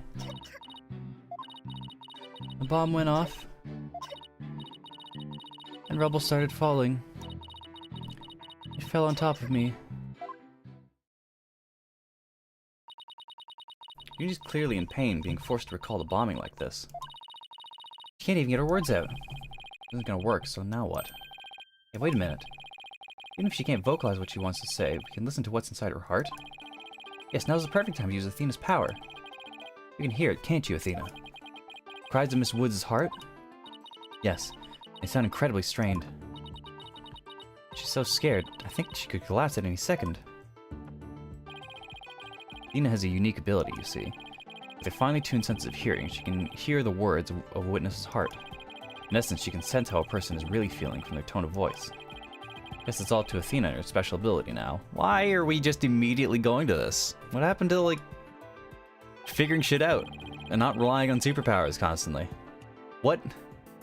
I thought it was weird that there was so much fucking ghosts and shit in the first Ace Attorney trilogy. Why has everyone got superpowers now? What?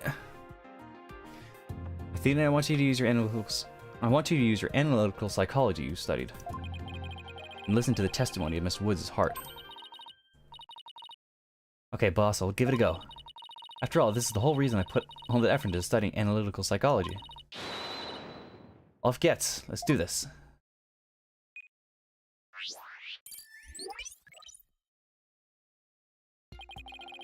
So your holographic thingamabob can show us how Miss Woods is feeling, right?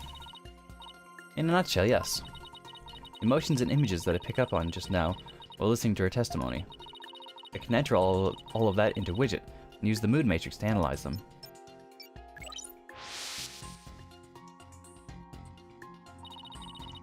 These mood markers are reflected fluctuations in Junie's emotions.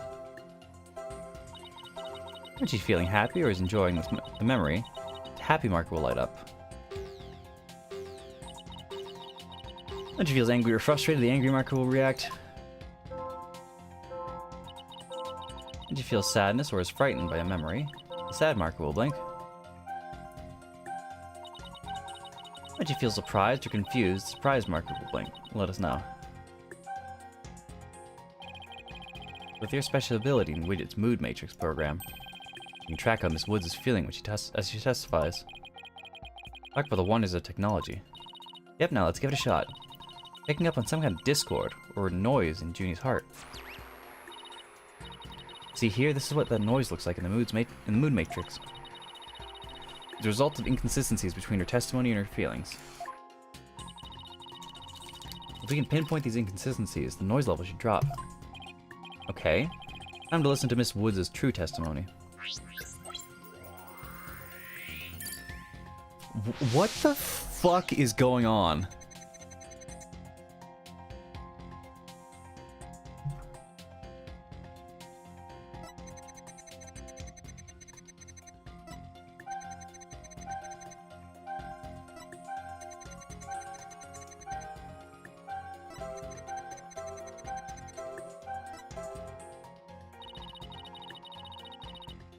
You have a good grasp on Junie's emotional state now. Power of Athena's is incredible. I'm seeing an unexpected emotion that's inconsistent with the content of her testimony. What, already?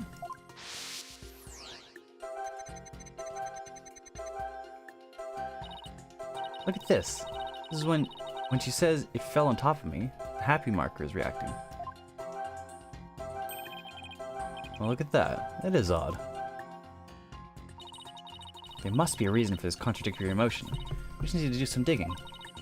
When we find an unexpected emotion, we'll first need to pinpoint it. Then select the unexpected emotion or reaction from the four mood markers with space. Use the pinpoint button.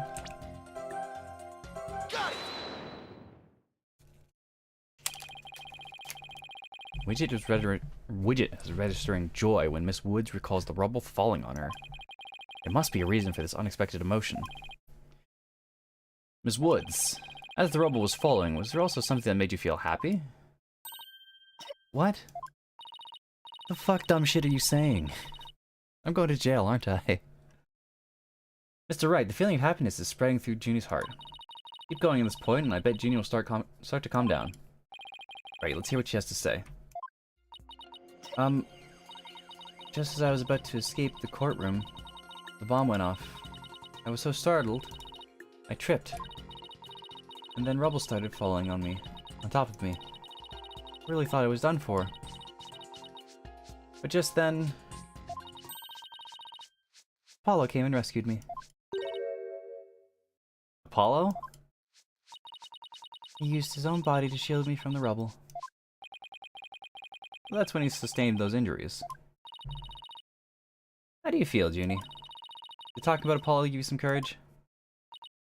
Yes, Apollo is just like the sun, strong and bright and warm. Just talking about him makes me feel like a leaf undergoing photosynthesis. And see? Your coughing stopped all of a sudden. Oh, you're right. Thank you, Athena.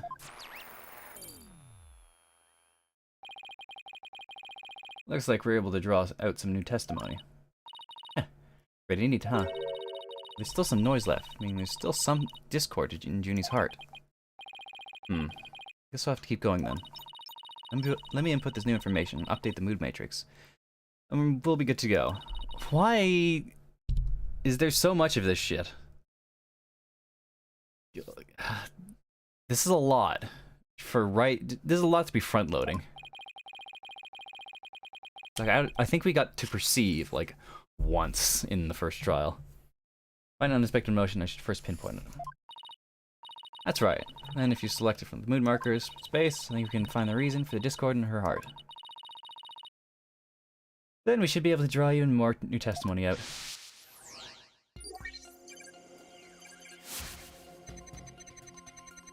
Tried to run, but I was too slow. Before I could get away, the bomb went off. Just totally tripped, and then the rebel started falling on me. Thought I was done for.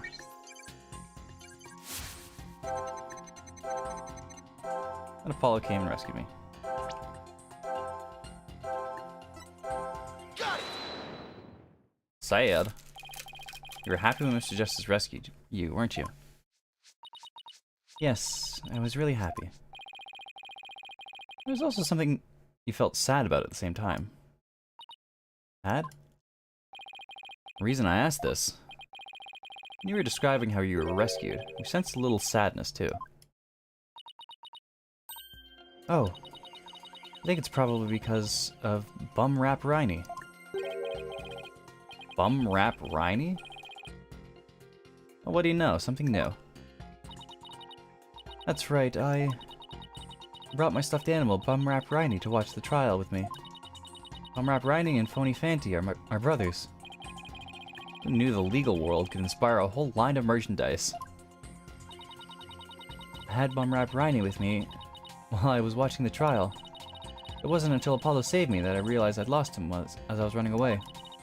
My poor Riney, a victim of that terrible bomb. Oh, I know. You can see what he looks like in this poster. No more bomb raps. It's for the campaign to eradicate fake evidence and false charges. Only fancied Bum Rap Riney, huh? Nothing against the campaign, but why an elephant and a rhinoceros? Mr. Wright, I don't sense there's any discord in Junie's heart anymore.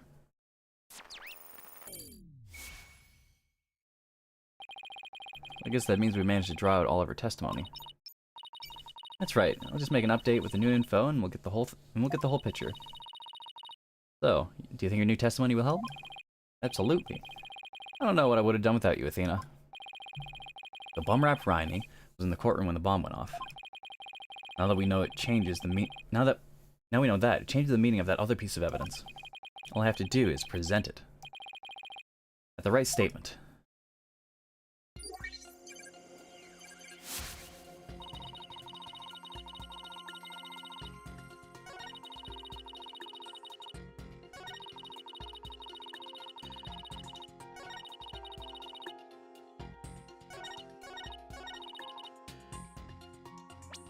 Present here, tail. Objection! Miss Woods, I know this trial has been very hard for you. But you can relax now. You are without a doubt innocent. Mr. Wright, what wild assertion are you making now? My wild assertion is simply this. The two stuffed animals were mixed up. The tail the defendant's fingerprints were found on wasn't that of Phony Fanty. It was the tail of her gallery companion, Bum Rap Riney. Objection! What nonsense is this? Thank you for waiting patiently through all this bullshit, by the way, Mr. Payne. This has been a lot of fucking around. What nonsense is this? Is that I can see that they're both stuffed animals, yes, but they're completely different characters. An elephant and a rhino. They're just as distinct as the defense lawyer and a prosecutor. But are they really so different? Both defense lawyers and prosecutors strive to protect the peace through law. Even elephants and rhinos have some similar characteristics. They're both great, for examples. Anyway, this poster is all you need to prove my assertion to be true. If I may direct the court's attention here, you'll clearly see how the two of them got mixed up. Take that! Well, would you look at that? The two tails are exactly the same. Yes, exactly. Two stuffed animals are based on entirely different animals. But the design of their tails is exactly the same. Ah! What a wicked comb over. It's so much. Order in the court. As long as the possibility exists that the tail belongs to Bomb Rap Riney, we can no longer consider it to be decisive proof that the defendant handled the bomb. As things stands, I consider the charges against the accused unsubstantiated. Wouldn't you agree, Mr. Payne? Oh, yes, of course, Your Honor. Oh, that was great, Mr. Wright. You turned things around. Yeah, but it's not over yet. At least we managed to hold out this long. I believe that brings our proceedings for today to a close. Mr. Payne, I'm afraid you have some serious investigating ahead of you. Yes, Your Honor. Very well. Let us reconvene tomorrow. Court is adjourned.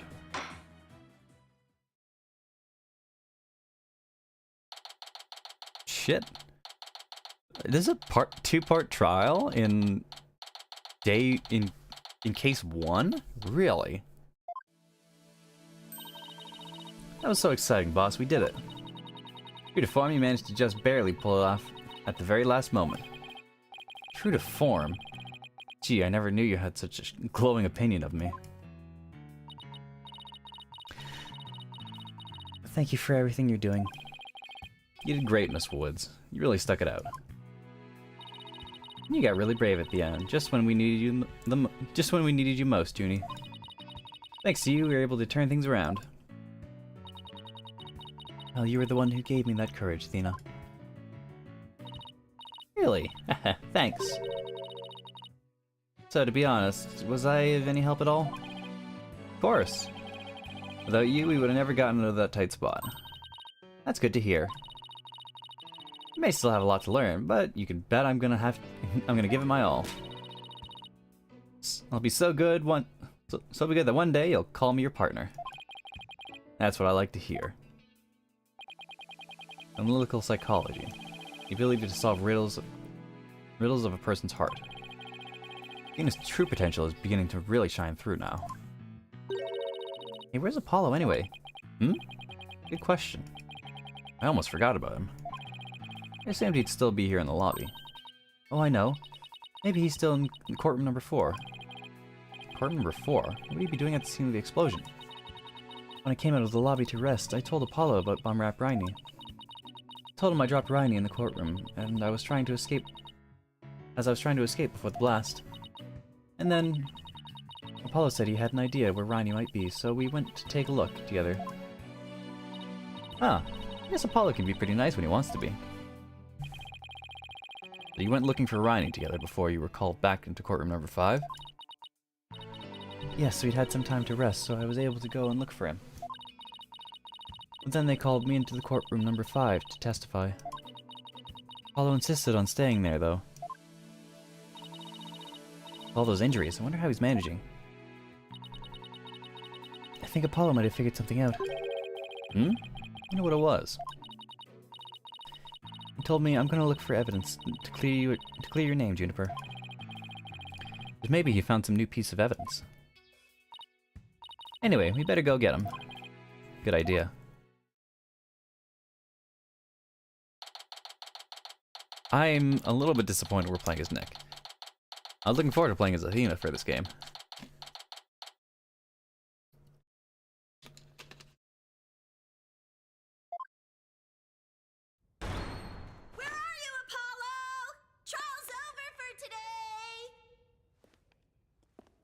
on, I know you're...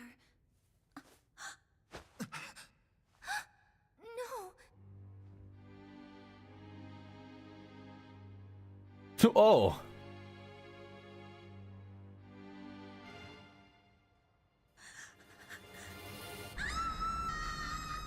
Oh! Alright then. Apollo's dead. Well... GG, I guess.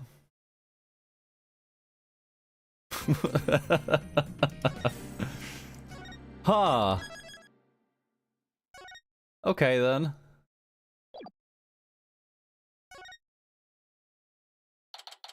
Well, now what? September 18th.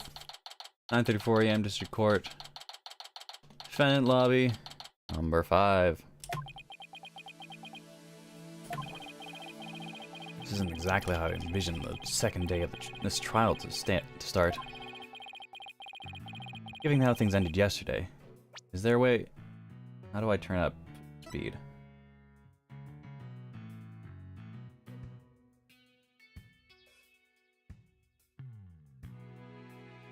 Oh, this is interesting. I didn't even know about this. Story mode. So if you just want to watch Ace Attorney the movie, it'll just pick all of the right stuff for you. Okay. Consultation. Okay, that's help. Is there a way to turn up text speed?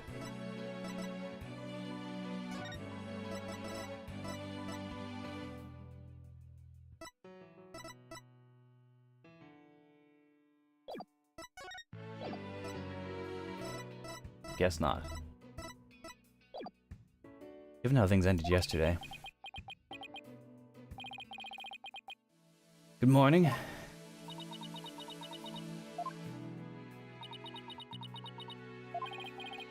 The mood sure is tense. Not that that's any surprise.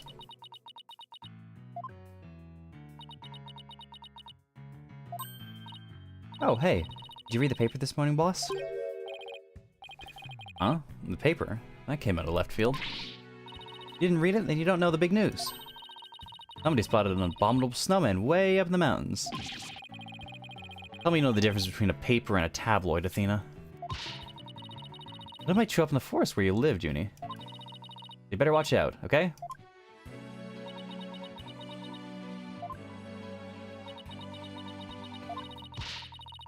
You really should read the story for yourself. Couldn't even begin to do it justice. Justice? Huh? Oh, poor Apollo. It's all my fault. Rita! Oh, Junie, what was I thinking? I'm so sorry. We found yesterday. It was not Apollo's dead body, thank goodness. He'd been assaulted by someone with a blow to his head, and was lying unconscious. We rushed him to the hospital right away, and it looks like he's gonna pull through. It was still quite a shock to stumble onto a scene like that. Is Miss Woods alright, Athena? Well, I managed to get her to stop crying. Now she's resting over on that sofa over there. I guess she feels responsible for what happened to Apollo. Poor Junie. He believes the reason Apollo was attacked was because he was helping her look for something in the courtroom. Oh? Guess I can see why she'd think that. By the way, how are you doing? Who, me? Yeah. You. I know you're concerned about Miss Woods, but are you alright? Me? Doing just fine, boss. I mean, yeah, it was a huge shock. But I'm alright. People who study analytical psychology are great at times like these. After all, they've learned how to control their own emotions too. Somehow, I don't think that's as easy as she makes it sound. Also, Widget is clearly making a sad face. There's no denying she's a real trooper. Apollo doesn't remember a thing, does he? Yeah, he can't recall anything from the time right before he was assaulted. Nothing about what he was doing in the courtroom number 4, or who assaulted him. The doctor said it's possibly due to that hit he took to the head. Assaulted in a court of law and losing your memory at that. I know how that feels. Oh yeah, Nick was clocked over the head with a fire extinguisher. Like case like 2-1, I think it was. Who in the world would do such a thing, huh, Mr. Right? God, just wait till I get my hands on that coward who hurt our Apollo. Now, Athena. I thought you said you were in control of your emotions. Let's just focus on helping Miss Woods, okay? And I admit, I'm just as upset as you. Okay, boss, you're right. Apollo's assailant can wait until after we clear Junie's name. That's the spirit. Now let's see. Better check the court record one more time before the trial starts. Mr. Wright, I'm ready whenever you are.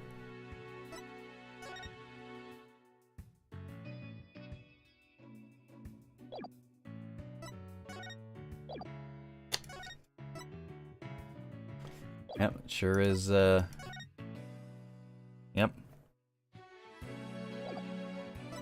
Uh-huh. Yep. Yep. Solid Justice, 23. Juniper Woods, 18. Can disarm. Can disarm. 27. Athena Psyches. 18. Aspen Payne, 55.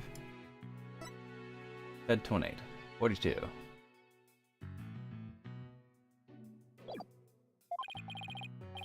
Alright, let's get ready to rumble. You bet.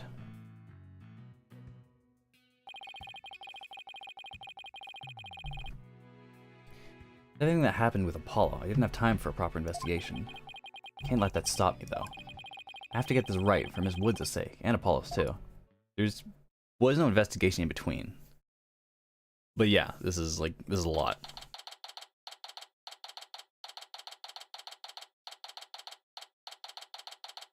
Also, again, we're starting 10 minutes early.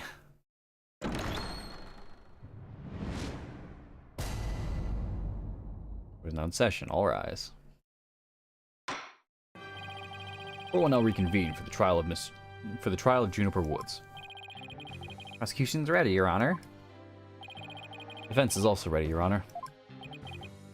Now then, I believe I instructed the prosecution to further their investigation. Were you able to locate the remote switch in question? I'm afraid the remote switch is still missing, Your Honor. Must say I'm disappointed, Mr. Payne. Not angry, just disappointed. I apologize, Your Honor. Huh. Looks like the prosecution is just as unprepared as I am. There's a separate matter, however, that I would like to bring up during this trial. Separate matter, say? And what might that be? I assume you're aware of another incident occurring during yesterday's trial. And speaking, of course, of the assault on Mr. Justice in the ruins of courtroom number 4. Uh-oh. Why is he bringing that up? Yes, what a truly harrowing experience it must have been. For Mr. Justice. At the time of the attack, Mr. Justice was not alone. He was with the defendant, Miss Juniper Woods. He isn't going where I think he's going with this, is he? The prosecution wishes to indict Miss Woods on the charge of Mr. Justice's assault.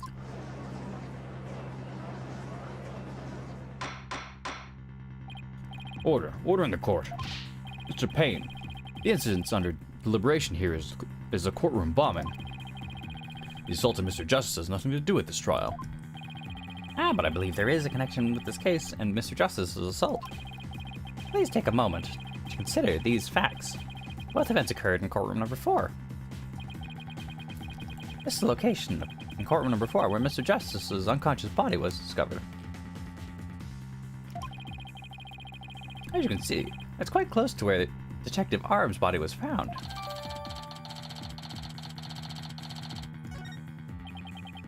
The question is, why did the culprit feel the need to maliciously attack Mr. Justice?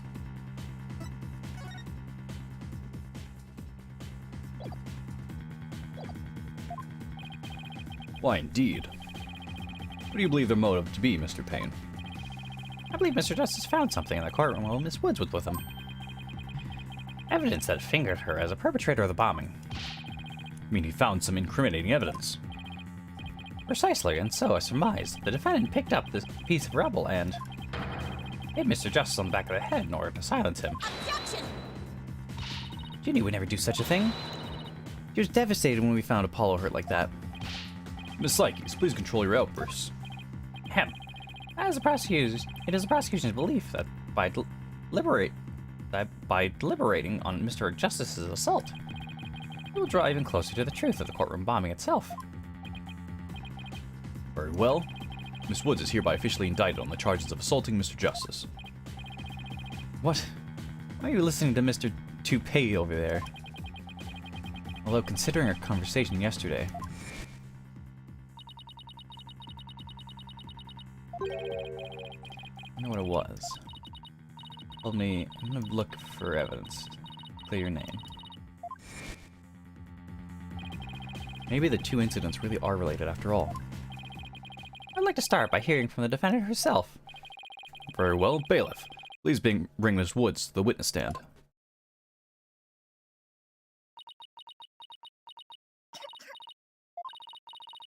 I'm sorry. Can't seem to stop. Miss Woods. Guess she's still really upset about Apollo. Miss Woods, you went to the ruins of courtroom number 4 with Mr. Justice, did you not? Yes, I did. Good. If you would then please testify about what happened to the court.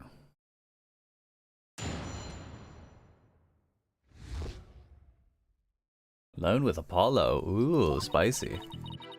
During the trial yesterday, I was overcome by a fit of coughing. Apollo stayed with me and we went to the courtroom ruins together. Then I was called back to this courtroom to give testimony. Apollo insisted on staying behind in court number 4. I swear I didn't attack Apollo. Why would I ever hurt such a kind person? So Mr. Justice stayed by your side while you were feeling unwell. What an admirable young man. I thought his loud voice was his only outstanding feature. He may look like an imp at times, but Apollo can be really nice too. Hope she didn't hurt her wrist backhanding that one out. But one has to wonder, why did Mr. Justice stay behind in the ruins? I think Apollo might have figured something out. Something? What kind of something? Something to do with the courtroom bombing kind of something. I think. Oh, new evidence for the case, was it? It's a very big kind of something indeed.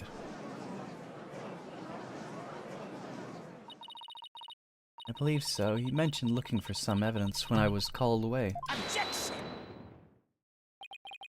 Just as I thought, there is a connection between the two incidents. But the defendant has told a very big lie, Your Honor. What lie is that? When she learned Mr. Justice would be looking for evidence, she attacked him. She attacked him to give herself the chance to destroy that evidence. No, I never... Objection! This is a very dumb line of thinking. Because she was searching the ruins of courtroom number 4 with Apollo, and then she was called to give testimony back in the courtroom. So someone had their eyes on her the whole time, and presumably would have seen her and Apollo in courtroom number 4, and then, you know, brought her to the courtroom. Miss Woods repaid Mr. Justice's kindness with violence. We found... That proof of her foul deed there in the courtroom ruins. What on earth? You see it, there in front of Mr. Justice's right hand. Witness the message he left us. It's written in blood. Ooh, W-O-O-D-S? Why isn't that? That's right, Your Honor. It says Woods in capital letters. What? I submit that Mr. Justice has left us with the name of his attacker before he fainted.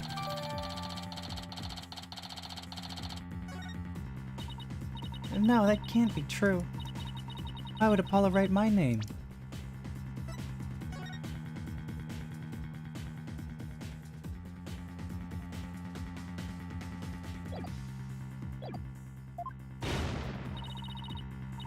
Mr. Wright, the nerve of him leaving that message. Why would he do this? Hey, don't take it out on me. I don't understand it any more than you do. We discovered Apollo yesterday. Apollo? No. Ah. We didn't even have a chance to rush over to him. As soon as security heard Athena's scream, they ran in and cordoned off the area. After that, they were After that, they were in courtroom number 4 with Apollo the whole time. We couldn't investigate anything ourselves and had to leave everything to the police. Still, I never thought they would find some bloody writing there. Now then, please begin your cross-examination, Mr. Wright.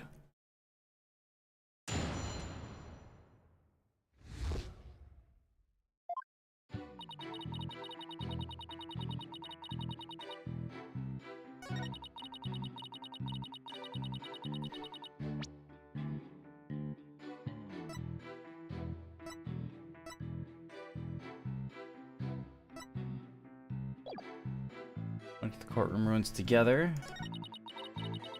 Was called back to this courtroom to give testimony. Paul insisted on staying behind in courtroom number 4.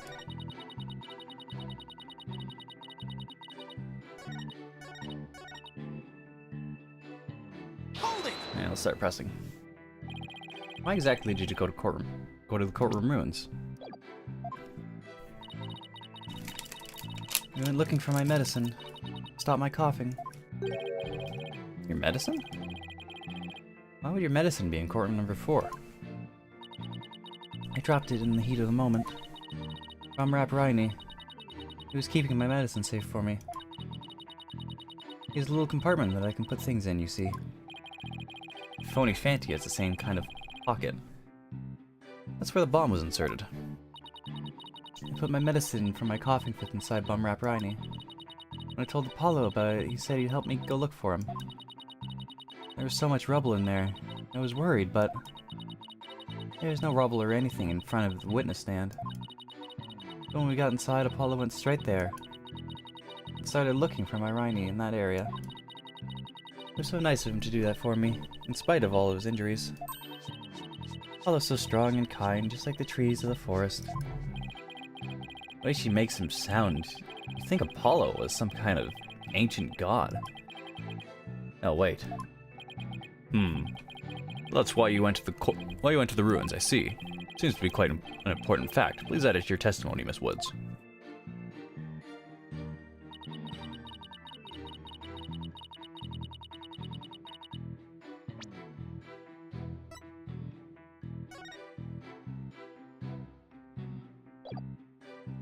Objection!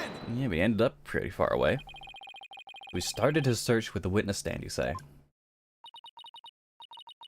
That's right, I guess maybe he wanted to start from the furthest point in the room. He's being so brave. And strong. That's odd. Under the circumstances, he shouldn't have been capable of that. He was. And he still is. I may not look it, but he really is brave and kind, too. No, it's not the part I'm finding fault with. Someone has a crush on Apollo. What you're claiming is something that no one should have been able to do. I should think that anyone can be brave and kind if they wanted to be, Mr. Wright. True, anyone can be brave and kind. But if you'd please take a look at this diagram. With the courtroom in this state, how is it possible to walk up to the witness stand? Oh. I see your point. Rubble blocks off access to the area around the witness stand. Does such a tiny consistency even matter? Perhaps the witness is simply misremembering. Ugh. Great, now I'm not so sure that it matters. A real man doesn't make mountains out of molehills, you know? That's precisely what Mr. Wright does best. I call it slander, Your Honor. So, was it really impossible to approach the witness stand? I have to say, it's a bit hard to tell without any accuracy from this diagram. Mr. Payne, do you have any other photos of the crime scene? Let me see, Your Honor. Ah, yes. One more. Here it is. It's a more pulled back version of the photo I presented before. Ah, yes, look at that. Huh? That hunk of metal on wheels. Mr. Payne, is that metallic object in the photo Mr. Tonate's bomb transport case? That's right. There's some problem? Oh yes, the transport case was there in courtroom number 4 when the bomb went off. Have been there ever since. Oh, that's it. Miss Woods, have you remembered something? Yes. I just realized its position different from before. Its position? The position of what? The position of that big metal thing. The bomb transport case. Yes, when Apollo and I went there, it was in a different place. Where the case is in this photo was open space, so it was easy to reach the stand. I see. So where was the transport case when you and Mr. Justice saw it? As I recall, I think it was more to the right. To the right. And that means, in that case, the case was over there at the time of Apollo's attack. Who cares where the transport case was when? What difference does it make? It has nothing at all to do with what we were talking about. Objection! Where the transport case was has everything to do with this discussion. In fact, it's so important that it's enough to turn the prosecution's argument on its ear. What? Well, that certainly sounds very relevant indeed. You sound as though you know where the case was at the time of the attack. Yes, Your Honor, this diagram represents the crime scene as shown in the photo. And this is where the transport case was at the time of the assault on Mr. Justice. Alright, I have this. Bomb transport case was here at the time of Apollo's attack. Take that! Your Honor, I assert that this is where the transport case was at the time of the assault. Well, that's inconceivable. Miss Woods, was this where the transport case was when you saw it? Yes, that's where it was. Thank you, Miss Woods. I'm sure the court has noted an interesting fact about this position. The transport case covers up the writing in blood. Exactly. The transport case was in that position at the time of the assault. Then no message could have been written there because the case was in the way. Which leads us to conclude that Mr. Justice couldn't have left that bloody writing. Objection! Why should we believe the defendant's claim that the case was in a different position? He's obviously lying. Objection! The fact that the case was moved after the assault on Mr. Justice is proved by more than Miss Wood's testimony alone. What? And where's this proof you're talking about? Right here in the crime photo. I'm keen to see this photo proof myself, Mr. Wright. What in this photo indicates that the transport case was moved after the assault? The big fucking track marks. Take that! All the proof you need, Your Honor, is right here. I'm afraid I don't follow. That's right, I'm sensing feelings of doubt. What do you mean? I pointed at the... What the fuck?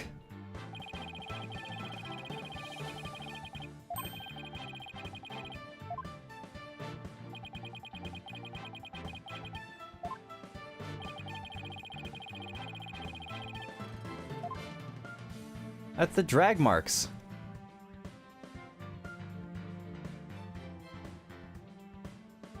Previously, the case was moved after the assaults. Oh, okay, on the ribbon. On Apollo's bandage. Take that! Yeah, okay, I got it now. Please look at the markings that run over Mr. Justice's bandages here. I see it, but what is it? Mark was made by one of the casters of the transport case carrying the bomb. As the case was moved, it ran over his bandages. In other words, the transport case was originally to the right of Mr. Justice. Then, after Mr. Justice was assaulted, the transport case was moved. Also, that thing is making crazy scuff marks everywhere. What? Just as Miss Woods said, the case was covering the writing at the time of the assault. Therefore, it was impossible for Mr. Justice to have left that message in blood. No.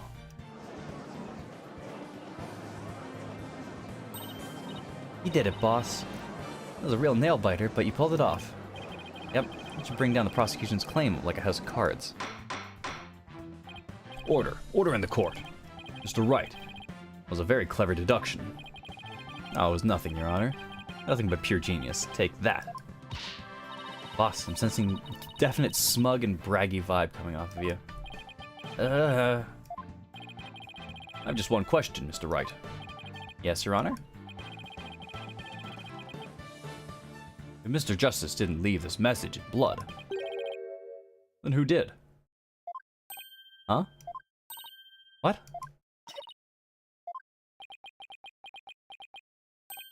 Oh. Well... Looks like I should have taken that train of thought through to the last station.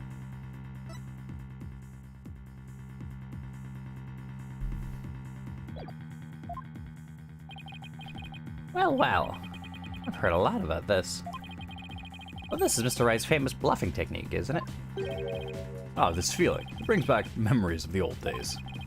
Back when you carved out a name for yourself by bluffing your way through thick and thin. Gee, Mr. Wright, Judge kind of makes you sound no better than a 2-bit con man. You made your argument with such confidence, Mr. Wright.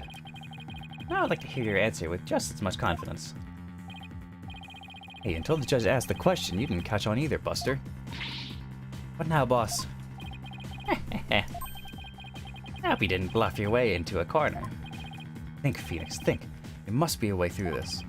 I have to dig my way to the truth somehow. Who could have written the message in blood? Follow the culprit, someone else.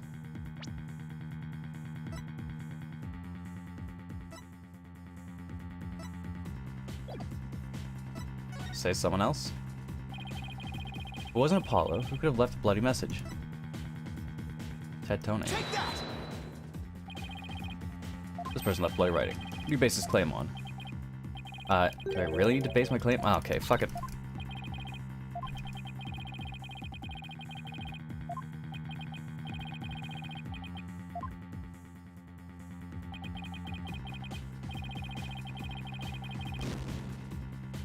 I don't know what it meant by the culprit. I guess the culprit is whoever bashed Apollo's head in. So it wasn't Apollo was their attacker. When you think about who was at the crime scene, only one other person who could it really be. Isn't there another person who shed blood at the crime scene?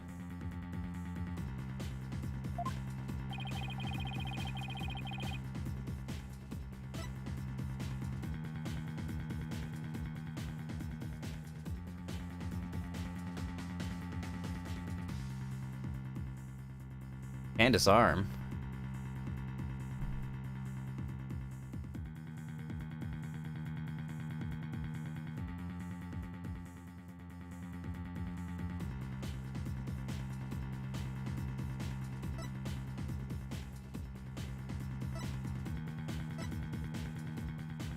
Younger brother of another prosecutor, I know. This one likes presents too.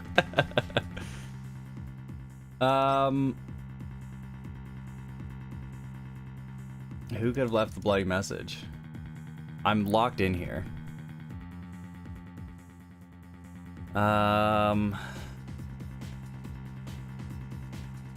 It's Candace.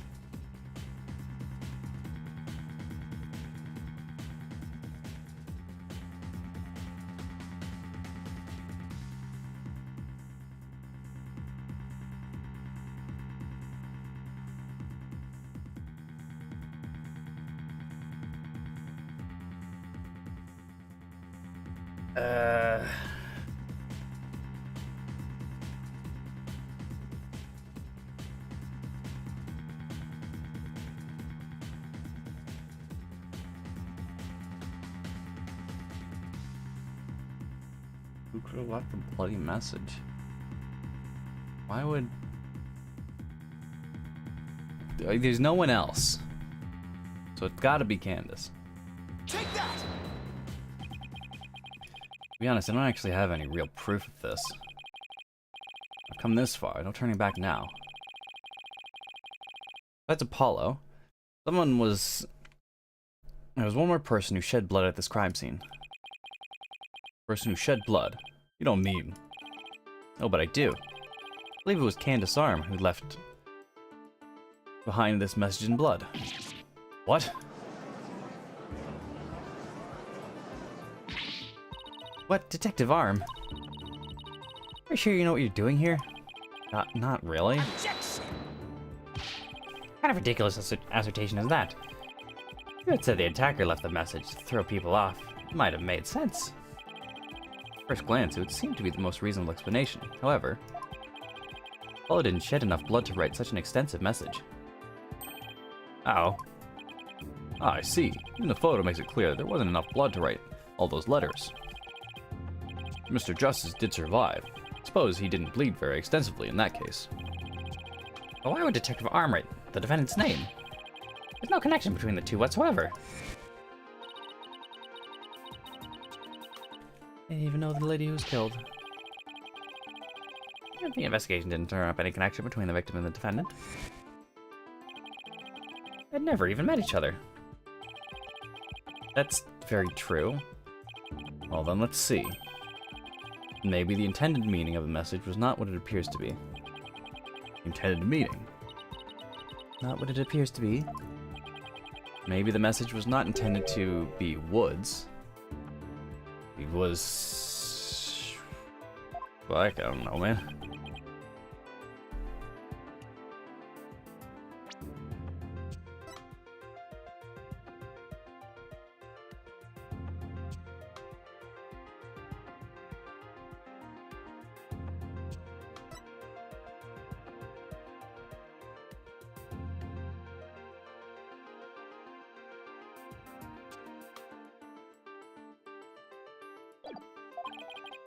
Coming from you, it's quite the bold statement, Mr. Wright.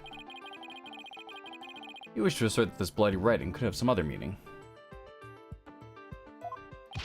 Yes, Your Honor. Something I pulled out of a wormhole. It could turn out to be true, right? It clearly says Woods. As anyone can plainly see. What other meaning could there possibly be? Objection! Candace Arm was a detective. Maybe Woods only meant something to the police. Like police scanner code, for example. I didn't think of that. You may have tricked his honor, but you'd never get the best of me.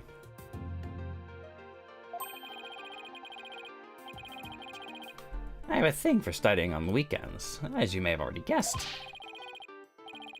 There's no such radio code as Woods. In this state, Mr. Dear Wright? Is that a fact? Don't look at me. I know as much as you do about police codes.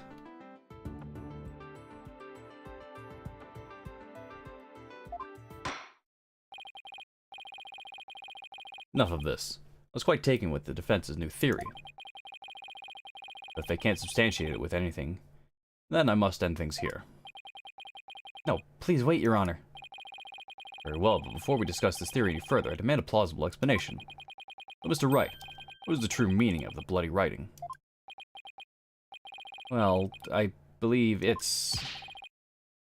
no stalling. If you can't come up with an answer quickly, I declare this discussion officially over. I'm in trouble now. What other meaning could it have besides the obvious one? Maybe it means something in another language. Maybe it's a code. Think, Phoenix. You can do this. Future evidence will tell us the word Woods really means.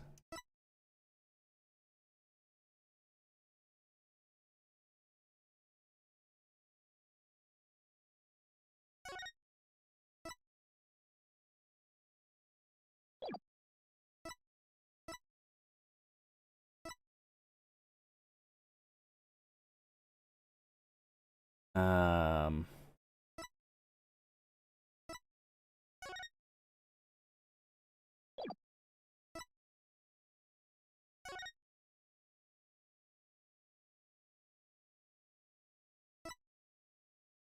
Um... Um... Um...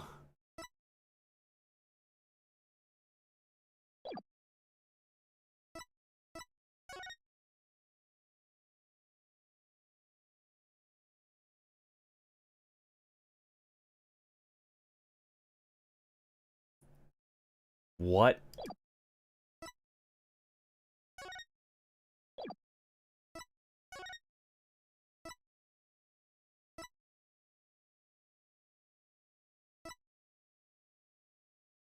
It's the dimensions?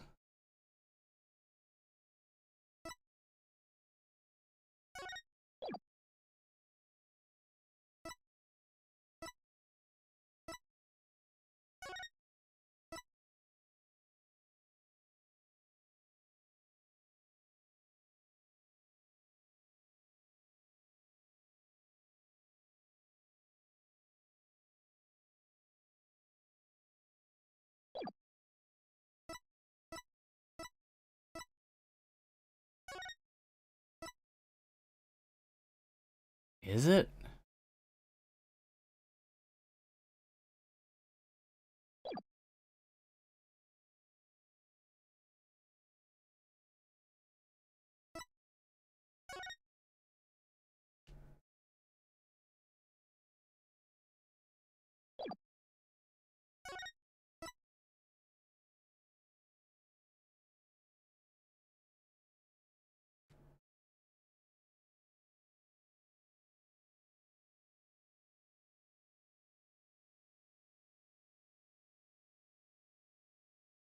WOOD5 something.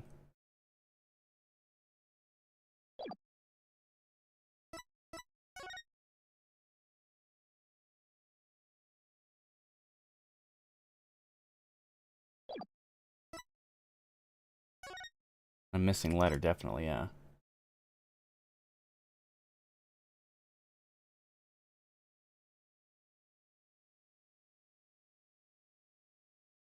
One.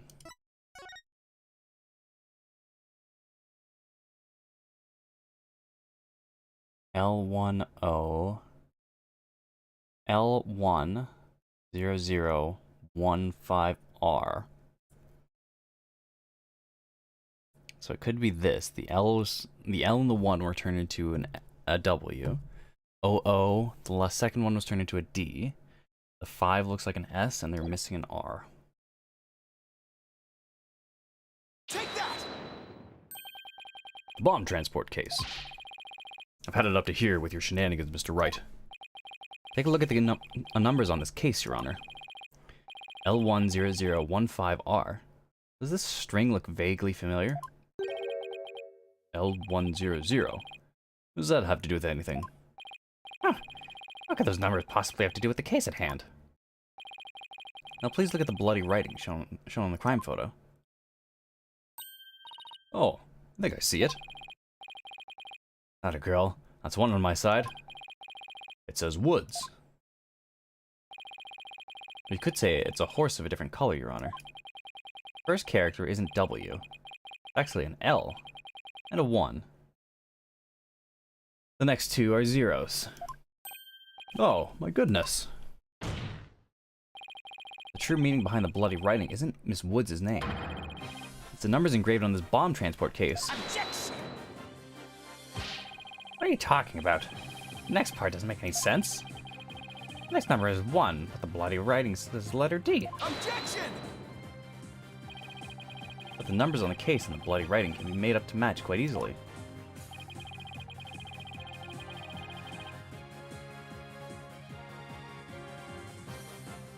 This is how the numbers on the transport case can be made to match the bloody writing. Erase 2 lines.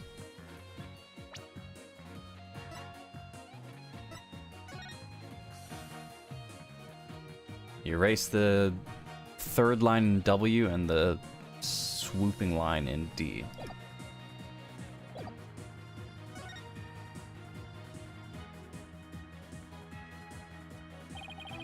Please erase the third downward stroke of the W and the curved part of the D.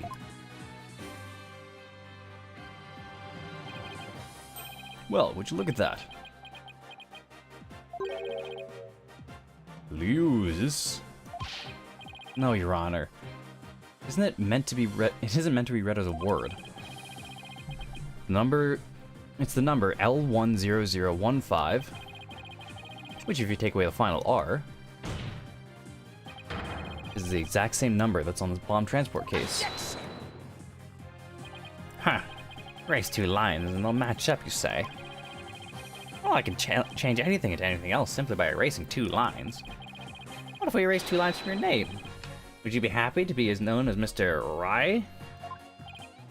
Well, would you, Mr. Rye?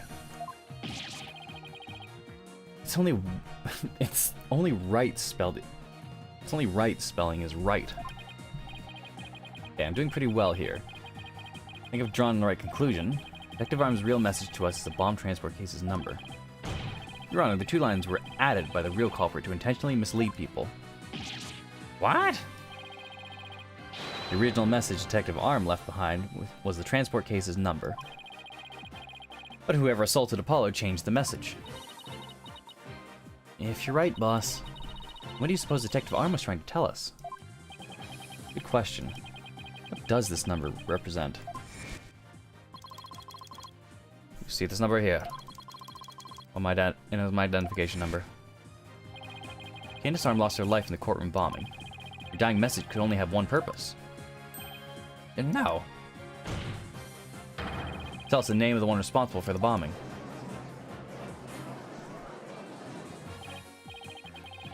Well, don't keep us in suspense, Mr. Wright. Tell us who she was trying to name. The culprit that the victim was trying to identify is none other than... Take that! The defense wishes to indict Mr. Ted Toney on the charge of the courtroom bombing. Is it Ted Tonate? Apparently, disabling bombs isn't Mr. Toney's only specialty. Somehow, the victim must have realized that he was the bomber. So when she was caught in the blast, she left his bomb transport case number as her dying message. She used Mr. Toney's own ID numbers to finger him for the crime. Objection! Why would anyone go out of their way to write an ID number? Wouldn't they simply write the person's name? He's got a good point there. What do you have to say to that, Mr. Wright? The only Detective Arm would know the answer to that. Allow me to offer a theory. Perhaps Detective Arm couldn't recall Mr. Toney's name in the heat of the moment. As I recall, this was the first meeting between the two. It's entirely possible they wouldn't have been familiar with each other. Or maybe using the ID number was a way to hide its true meaning from the real culprit, thus lowering the odds that they would erase the bloody writing. But no matter what the reason, the important thing is the meaning behind their message. The fact remains, she wrote Mr. Tonate's ID number. Objection! Now just one moment here. There hasn't been any proof yet that it was indeed Detective Arm who wrote it. The bloody writing wasn't found during the investigation after the blast. If Detective Arm had left the message, it would have been found at the time. Objection! Naturally, Mr. Toney hid before anyone could discover it. Hid it before anyone could discover it. And there's a simple explanation for how he was able to do so. What? Mr. Toney was able to cover the message up because he's... first to find the body. The first person to discover the bloody writing was Mr. Toney himself. I was the first one on the scene after the explosion. I went there to ensure safety, but I ended up discovering a dead body. When Mr. Tonate saw that the victim had written his ID number, he used the bomb transport case to cover up the bloody writing as a stopgap measure. Oh, so that's why the message in blood was under the transport case. He didn't have enough time to try and scrub away the writing. If he didn't report the body right away, he would look suspicious. But those letters lived on to serve another function, when Mr. Tonate used them in another incident. Oh, assault on Mr. Justice. Exactly. Mr. Tonate hit upon a plan to use the bloody writing for his own purposes. So he didn't clean it away. Instead, he made it look like Mr. Justice wrote it. By adding 2 lines to the writing that Detective Arm left behind. Changed the meaning of the message. It made it look like Mr. Justice was accusing Miss Woods of the attack. But that means the only person who could have altered the bloody writing was the courtroom bomber. It was the same person that assaulted Mr. Justice. And that person is Ted Tonate. Gah!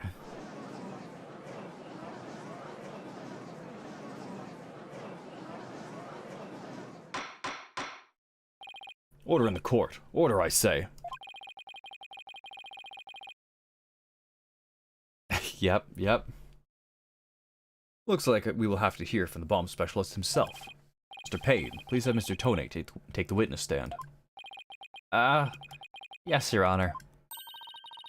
That was great, Mr. Wright. Yes, doing what I do best, which is flying by the seat of my pants.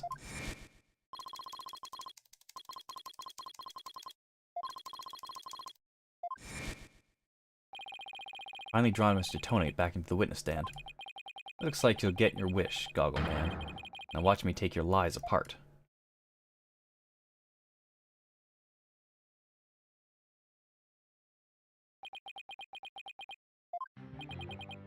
Mr. Tonate, I'm afraid we have a few more questions for you. I understand the situation, Your Honor. I was keeping a close eye on the proceedings from the gallery.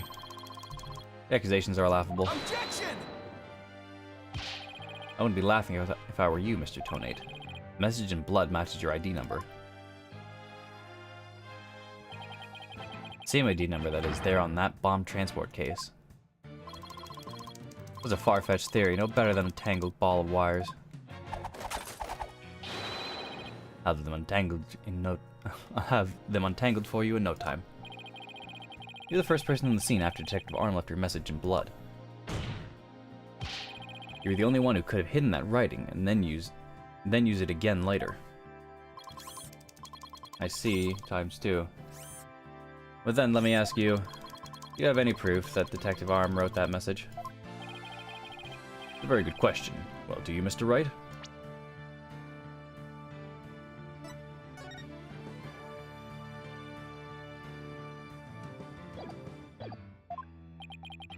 Best way to prove that Detective Arm wrote that message is to analyze the DNA. Your Honor, I request a DNA test be performed on the blood itself. Once we know whose it is, it will be obvious as to who wrote the message. Very well. Bailiff, please put a request for a DNA test with a forensics team. Yes, Your Honor. It'll be some time before we have the results for the analysis. Until then, let's hear more from the witness. I would like nothing more, Your Honor. I want the court to hear how ridiculous the defense's theory is.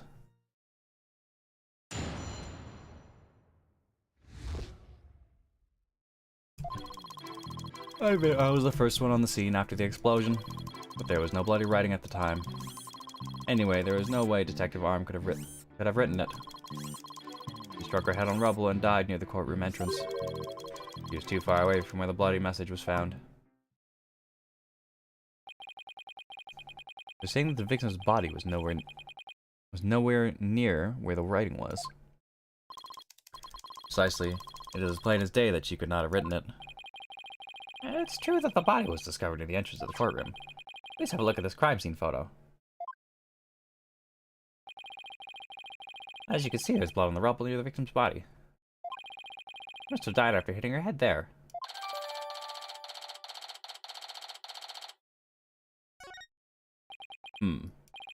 See. Alright then, Mr. Wright, you may cross-examine the witness.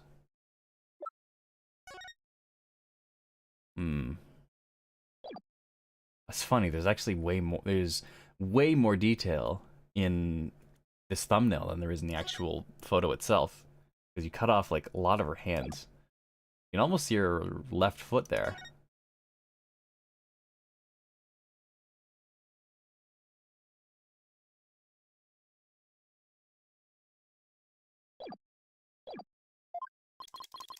You have what it takes to take in my infallible testimony apart.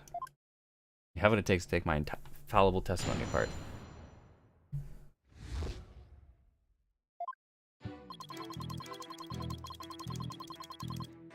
Shown on the scene after the explosion. No bloody writing there at the time. Anyway, there's no way Detective Arm could have written it. It struck her head on rubble and died near the courtroom entrance.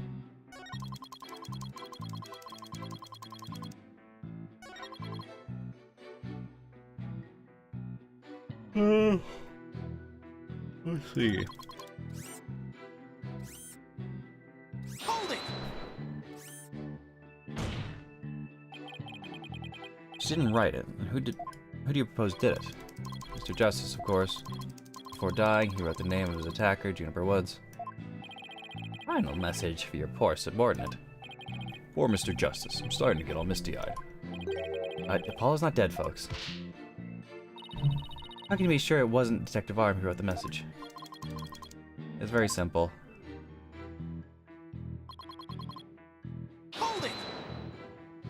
Can you imagine she was thrown back by the force of the blast? The bomb can inflict damage not only from the explosion itself, but also substantial secondary damage from the blast wind. Detective Arm unfortunately hit her head on some rubble. Later in her autopsy report as well. Cause of death, trauma to the back of the head. Ah, the autopsy report. Taking a look at that. How do you see? Detective Arm could not have written that message. Impact a flat object. That is a very jagged object. Raise for that being.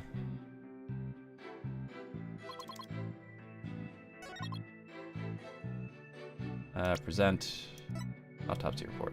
Objection! You're a terrible liar, Mr. Tonate.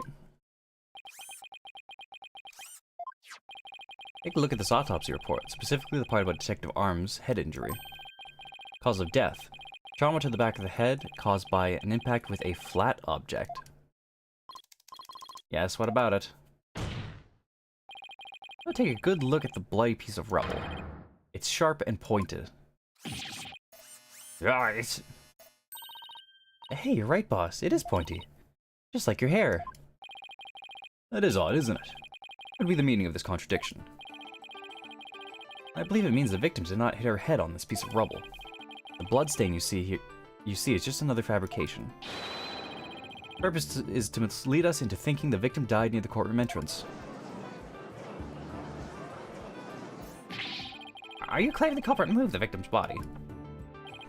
That's exactly what I'm claiming. The victim hit her head on at some other location. Most likely on the floor or some other flat surface. This location was somewhere near where the bloody writing was found. In that case, she definitely could have written the message. Your Honor, we have the results of the bloodstain analysis. Ah, very good timing. Let's take a look. According to this report, the message was written in Detective Arm's blood. As the defense claims, only the parts of the message that were added afterwards were written in Mr. Justice's blood. It appeared that the defense's assertion is correct after all.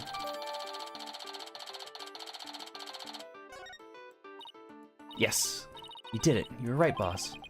Now I have to drive it home. I'll have to take a good look at the bloody writing analysis later.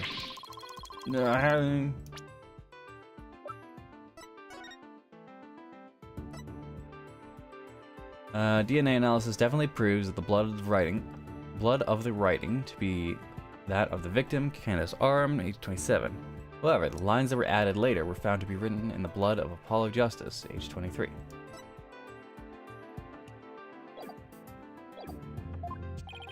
Mr. Tony, it's now apparent that you have told several lies to this court.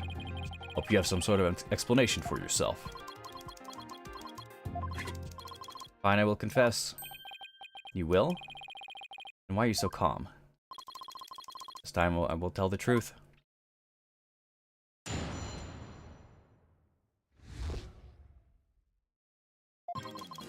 It's true that Detective Arm wrote my ID number. He very plainly wrote L10015R. I was shocked, but he did not detonate the bomb. Detective Arm must have mistaken me for the real bomber. Not wanting to be accused, I moved the body and covered the writing. My bad. My bad. I see, so it is your assertion that you merely moved the body. Is that it? That is correct, it did not kill Detective Arm. Oh, well, if that's all you did, then. Wait a minute. That in and of itself is a criminal act. Glad to see you finally crossed that finish line, Your Honor. Very well then, your cross-examination, please, Mr. Wright.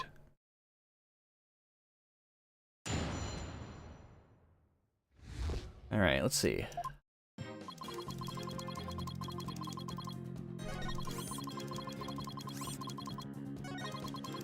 Do not detonate the bomb.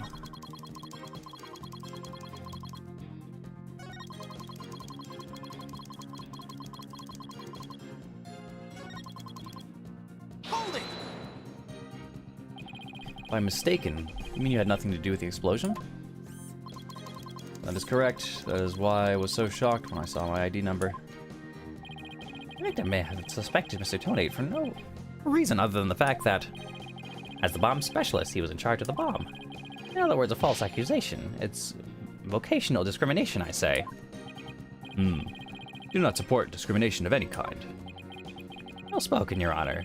If the victim had been found to be killed with a gavel, Mr. Blue Suit over there probably would have pinned the crime on you. He would? Well, that just wouldn't do. Mr. Wright, you dare try to pin anything on me, I will find you in contempt of court. Never even tried to harm a hair on strand on your beard, Your Honor. All said, Mr. Payne, because I am so closely associated with bombs, I was afraid I would be prosecuted if anyone saw the bloody writing.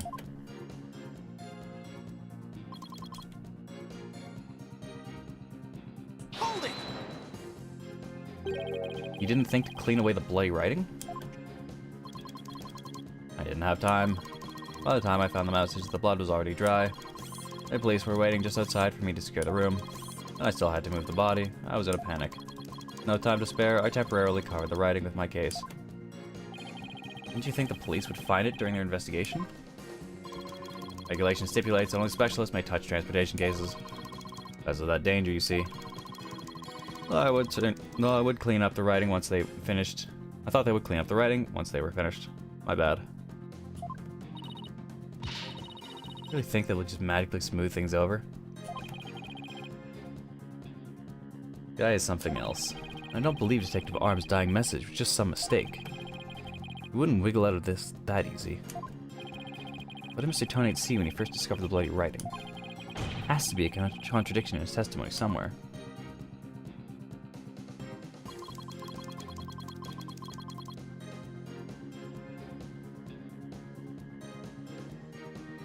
Hold it! So you admit that you actually did see the bloody writing that Detective Arm left. My bad, I should have said so from the outset. You're sure it was your ID number? I am sure. It was definitely my ID number. The ID number that was assigned exclusively to me by the police department. The number is assigned to my goggles as well. Those funky things were provided by the police department. Although these are special goggles customized by me personally. Speaking of personalization, these sunglasses of mine were custom made as well. They're especially crafted to be particularly dark and shiny. Speaking of special, my gavel is made of mahogany and was custom made as well. It was specially crafted to make a particularly loud and resounding sound. Wish I had something to be brag about. But be all of that as it may, I just want to reconfirm that you saw the bloody writing clearly. It was your ID number. That is correct. My ID number was written in blood on the floor.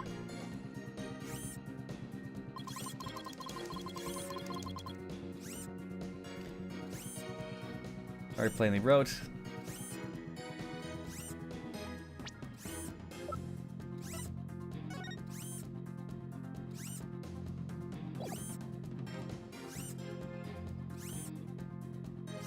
Court proves the defendant was writing with down on Arm's blood.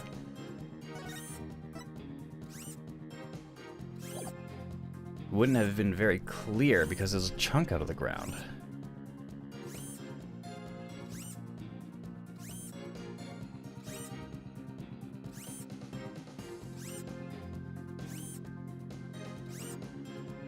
Right? Yeah. Because the R is missing. Objection! I just want to make doubly sure that L10015R is really what you saw written in blood. Yes, it very clearly said L10015R. But that's odd, because that's not what I see. Objection! What on earth are you babbling about now? Wasn't it you who claimed the bloody writing was his ID number in the first place? Take a good look at the photo in this bloody writing analysis. Now tell me, does it really say L10015R? Ow! Eh! Something's missing, isn't it? And that something is the final R. What's the meaning of this, Mr. Tonate?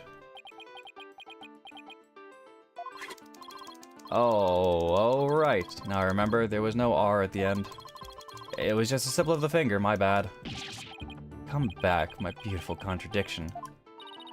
Mr. Wright, I'm not sure it was just a simple slip of the finger. You have something for me, Athena? I sense that he's extremely agitated, almost panicked. He just looked pretty flustered. Yeah? Yeah? Well, Mr. Wright, it appears it was nothing more than a mere mistake. I don't know. Did he really just make a typo? What about that R? Did Mr. Tonate really see it? No, he saw it. Maybe Mr. Tonate really did see the R. There's no R anywhere in the bloody writing. What's going on here? Huh? No, that I take another good look at the photo. I think maybe... That's it! What is it now, Mr. Wright? Are you trying to imitate Apollo and his cords of steel? I've got it. So this is what happened. A slip of the finger? Is that all that really was? Because I don't think so. I propose Mr. Tonate really did see the letter R. But the photo clearly shows that there is no R. No, Your Honor. Actually, just the opposite is true. The photo shows that Mr. Tonate actually could have seen the R. If you're going to make that claim, you better be able to point out what you mean. What part of the photo shows that Mr. Tonate could have seen the R? That bit right there. Take that! Please look here, to the right of the 5. You see the little bit of red? Oh, I see it. Just on the edge of where the floor is broken up. That's the R Mr. Tonate saw. Objection! It's true that the witness wears some very odd goggles. That doesn't mean his eyesight is bad, nor his brain power. What part of a little smudge looks like an R to you? Objection! But what Mr. Tonate saw wasn't the little smudge. It was a whole and complete R written there, before the floor was damaged by the explosion. Oh well, that explains it. Huh? Care to explain what you mean? Did you just propose that everything happened in the exact opposite order? Yep, because that's the way it really went down. The timing when that R was written turns everything about this case around. Now then, if the floor was damaged by the explosion, when was the message written? Before the explosion. With the bloody message running off the edge of the damaged floor like that, we can only conclude that this was written before the explosion. That's ridiculous. If that were true, it overturns your own premise. That's right, it does. In fact, it turns everything upside down. The victim was not killed by the explosion in the courtroom. She was killed before the explosion ever occurred.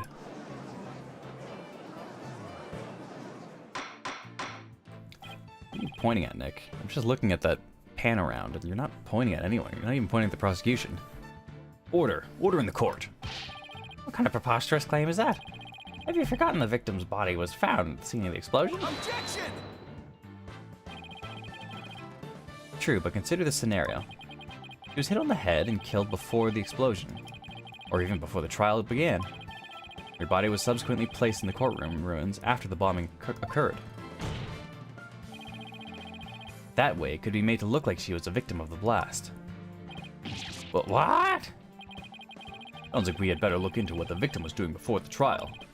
Mr. Payne, did anyone see Detective Arm before the trial? Let's see. According to the police report... Ah, here it is. One person. One person saw the victim before the trial. That person was... Ted Tonate. Wait, what? No one besides Mr. Tonate saw the victim. That appears to be the case, Your Honor. I would ask the court to recall something. Specifically Mr. Tonate's words from yesterday. It was when Detective Arm and I were there transporting the bomb. Oh my. Mr. Tonate, just before the trial, you were with the victim. The two of you were together at the scene of the crime, courtroom number 4.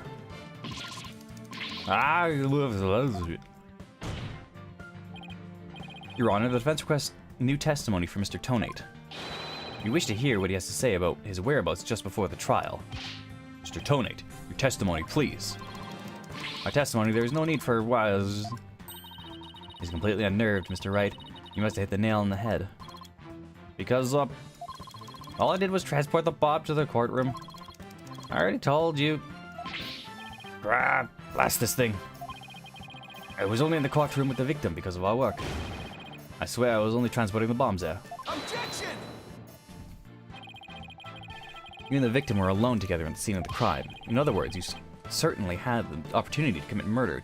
Did you not? Objection! Miss Tiss, do you always leave yourself open to attacks, Mr. Wright? What is it now, Mr. Payne? Yes, Mr. Tony may have had the opportunity to kill Detective Arm, but an important piece of your assertion is missing. What important piece? The murder weapon. What you claim was used to kill the victim.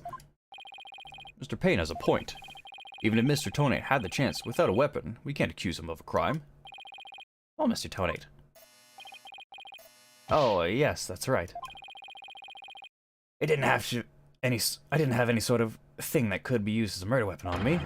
Couldn't possibly have killed Detective Arm. Did he really have nothing he could use as a murder weapon? What is it, Athena? This looks like over the victim's autopsy report. Hoping there's something in here that can point us in the right direction. It does say she died of trauma to the back of the head with a flat object. Yeah, but to inflict that specific kind of injury, all you would need is a flat surface, right? Heavy, blunt object with a flat surface could definitely be our murder weapon. Well, Mr. Wright, can you indicate for the court what was used to kill Detective Arm? I believe I can. Believe being the key word here. You can, and please do so now. What did Mr. Tonate have that could be used as a murder weapon? He had a bomb. Take that! Mr. Tonate, you say you didn't have anything that could be used as a weapon, but in fact, you had the perfect thing. What? What the devil are you talking about? You had this. That's the bomb. I thought you were trying to prove that the victim was killed by the bomb blast. Wasn't killed by the bomb blast. The bomb blast, no, but I believe Candace Arm was killed by this bomb. Because this is the blunt object that delivered the fatal blow to her head. Arrgh. Please recall the description of Detective Arm's head wound.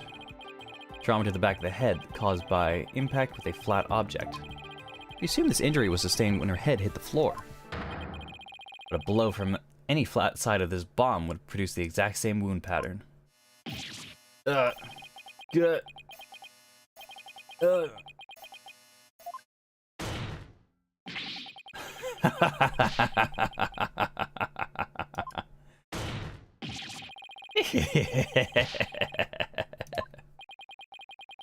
What's with him?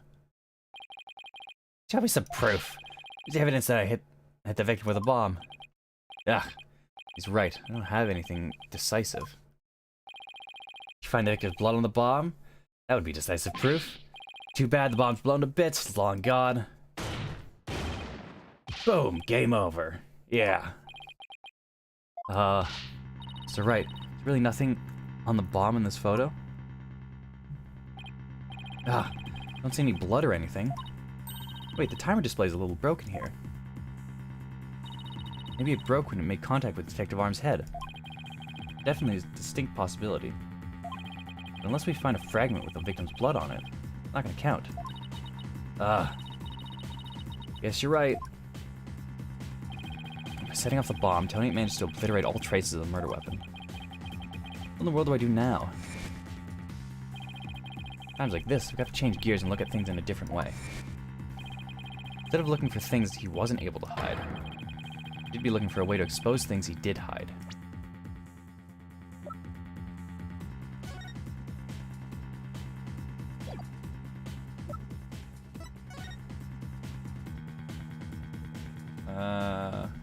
Like a shard of glass sticking out of her head? No. Ted Tony murdered Detective Arm before the trial started. He then placed her body in the courtroom after the bomb went off, which means there was something he needed to keep hidden until then. I think I have just the thing. 100% the photo that shows exactly what Mr. Tony had to hide.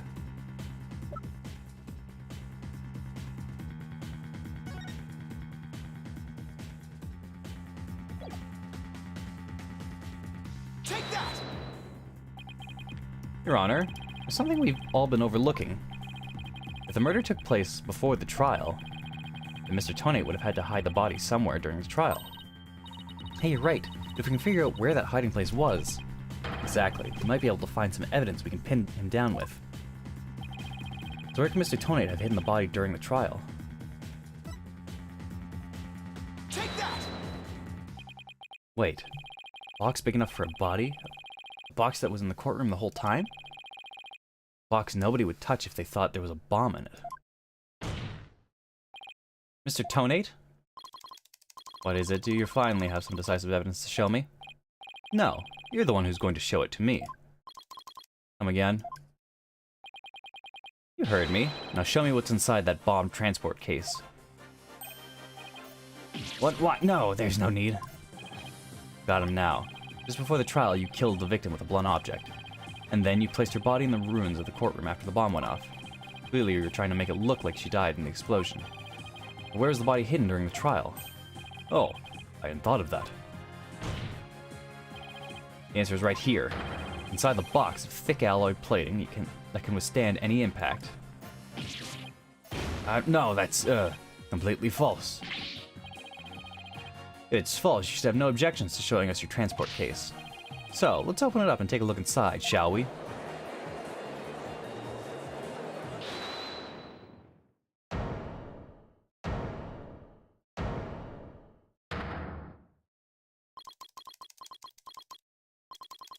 Let's not. Not if you value your life. What's he up to now? Remain calm and listen carefully. This bomb will detonate in 5 minutes. What? Huh? I repeat, this HH-3000 bomb will detonate in 5 minutes. What's going on? Your Honor, I recommend you adjourn this trial before this bomb goes off. Mr. Tonate, are you threatening me? I'm the only one who can disable this bomb. If you do not want to die, your only option is to listen to me. Mr. Tonate, did you say that's just a training model? A fake to practice on? I did, but I also lied. This is the real deal. This is the H3000. The H3000 was used to blow up the courtroom number 4, wasn't it? How do you know it was the real HH3000 that blew up the courtroom number 4? Huh? The bomb that blew up the courtroom was a different one. One that I made. What? Then, are we to take that as a confession on your part? Take it any way you would like.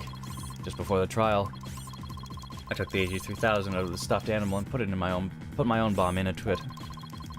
That was the bomb that exploded and destroyed courtroom number 4. Mr. Tonate, please be reasonable. You really expect us to believe a crazy story like that? The HH-3000, it is so unique, I had never seen anything like it. It's so unique that I could not replicate the detonation mechanism. So I just had to have it. Besides, did anyone look inside the stuffed animal during the trial? Did anyone check to see if it really was the HH-3000 in there? I must confess, no one opened the stuffed animal to check. Well, there really is a possibility that the bomb was switched out?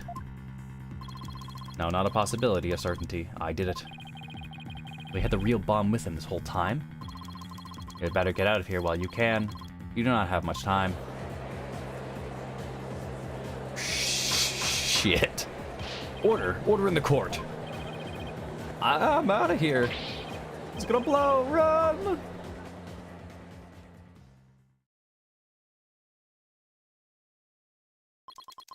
You 4 are still here. Well. Aren't you brave? It just wouldn't do for the judge presiding over this court to run.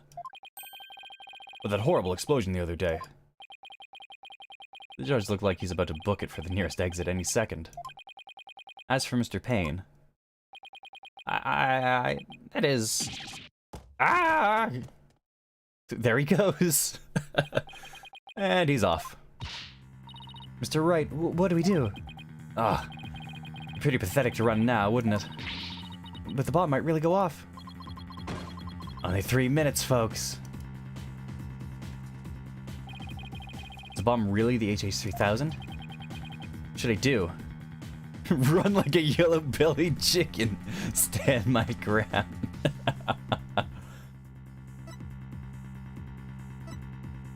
That's not the HH3000. The HH3000 had a crack in the screen.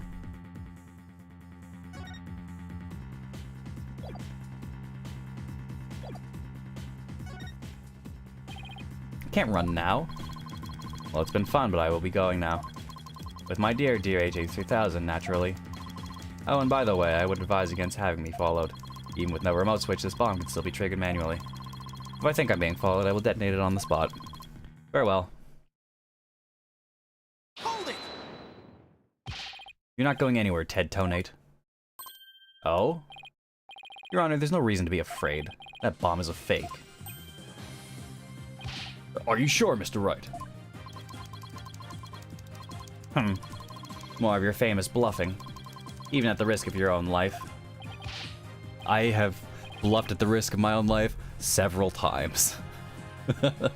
Mr. Wright, none of your bluffing now. Not at a time like this. Lives are on the line here. I'm not bluffing, and I have proof. You do? Yes, of course, Your Honor. It's right here in the photo of the bomb, clear as day. Proof that Mr. Tonate's bomb is not the real HH3000. Really? Out with it then, immediately. Where's the proof that what Mr. Tonate is holding is not the real HH3000? Take that! The display for the timer on the bomb in this photo is broken. Most likely it broke when Mr. Tonate used the bomb to attack Detective Arm. But the display on the bomb in front of us is not broken. Oh, you're right. Therefore, this is not the real HH3000. Mr. Tonate was clearly lying when he said he switched out the bomb in the stuffed animal. The real HH3000 blew up in courtroom number 4. This bomb is nothing more than a fake, a model used for training purposes. Ah. Fear not, Your Honor. I'll examine the inside of the bomb transport case myself. Yes, please do that, Mr. Wright. No, stop! Bloodstain. It's a bloodstain. Whoa, what is that? Is that a bloodstain? Just as I expected. Your lies have all been blown to bits, Mr. Tonate. Competent DNA analysis on this bloodstain will confirm that it's Detective Arm's blood. And that those results will conclusively prove that you murdered Detective Arm.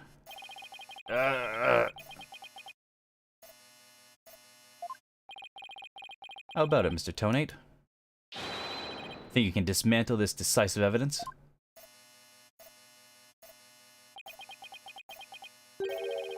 Dismantle it. You're too late. You missed your chance to run, so now you're out of time. This DHA-3000 is about to explode. Don't try to threaten us, Mr. Tonate. Already proved that your bomb is a fake. It's real. This bomb is the real thing, I tell you. It's real.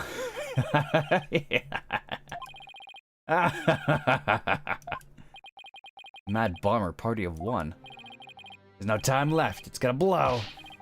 I have to disarm it. I have to take it apart. I can dismantle anything. I can take apart evidence. I can take apart bombs. I can dismantle it all.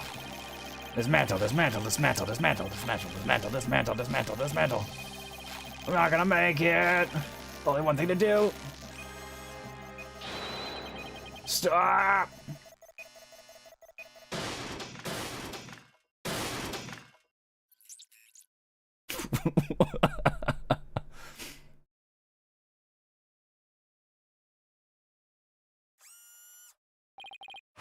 Made it.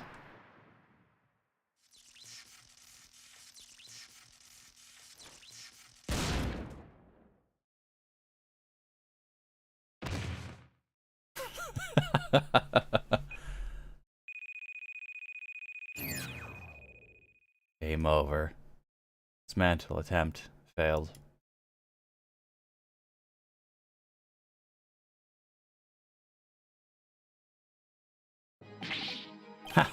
It's all over. My life has been blown to pieces.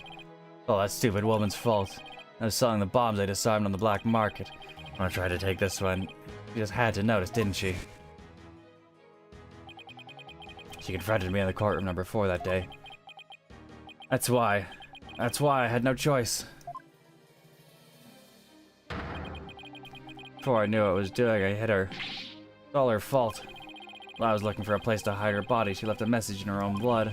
The trial was about to start, so I didn't have time to clean it up. Now this. Thought for sure I could disguise her death with an explosion. And that stupid defense attorney started sticking his nose into my business. After my testimony yesterday, I went to courtroom number 4 and found that kid all up in my bomb transport case. That's when I snuck up behind him and bam! And when the idiot police arrested that little girl, thought for sure I could pin it all on her. Why? Why?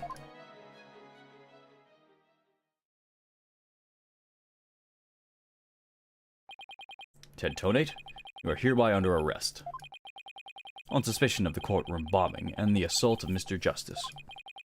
Your innocence or guilt will be determined at a later trial. Now then, I see that the members of the public have returned to the gallery. One person, however, seems to still be running far, far away. Be that as it may, I will now announce Miss Juniper Wood's verdict. Hey.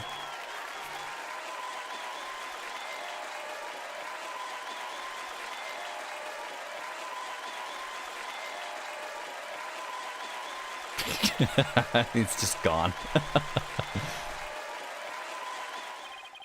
Court is adjourned.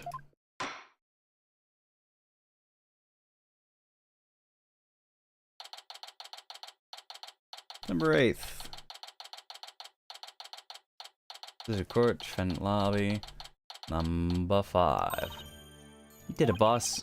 Yeah, I guess we managed to pull it off somehow. So many mysteries cleared up all at once. It was amazing. Yeah, it just sort of worked out that way, didn't it? That's not the kind of thing that usually just works out. You made it happen. And the way that mean old prosecutor hightailed it out of here, that was great. Mr. Wright, Athena, thank you for everything you did for me. So happy for you, Junie. Now you can go back home to the forest in peace. I hope both of you will come over and visit me sometime. That'd be nice. Thanks for the invitation. I don't know, Mr. Wright. Not so sure you can make it all the way up to Junie's house. How high up do you live again, Junie? Around 3,000 feet, I think. What? It's no forest, that's a mountain! But you know, boss, there's something that still bothers me about this case. A little mystery never got up to solving. Oh yeah? Yeah, I was wondering about that too. Is this the unsolved mystery you're thinking of? What happened to the rhino? We're missing a remote switch. Take that! The remote switch, right? Yeah, I wonder where it disappeared to. Maybe Mr. Tony just got rid of it somewhere. Yeah, that's a pretty big thing to leave unsolved, though. Well, let's leave it up to the police to find. For now, we should be celebrating our not guilty verdict. I guess you're right. Yeah, I know, Junie. Should we go report the good news? You know, to a certain someone. Okay. Huh? Her grandmother? How silly, to Apollo. Oh, right. Well, why don't we all go to the hospital together to see him? Great idea. But he's bored out of his mind. Okay. And so the courtroom bombing case came to a close. The next trial was just over the horizon. There's never a dull moment with so many lawyers in the office, that's for sure. Apollo Justice, Athena, Psyche, and me, Phoenix Wright. Between the three of us, there's no case we can't solve. When our powers combine, we're an unstoppable team. At least, that's what I believed.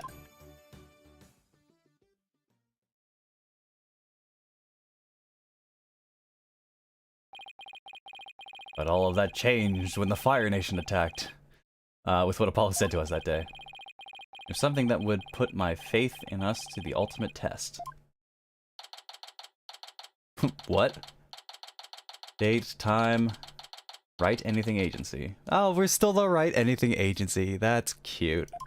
Is Trucy still around? Sorry, but I'll be taking a leave of absence. Oh yeah, she is. Wait, what do you mean by a leave? Can you at least give me a reason why? I can only say, that this is something I must settle on my own.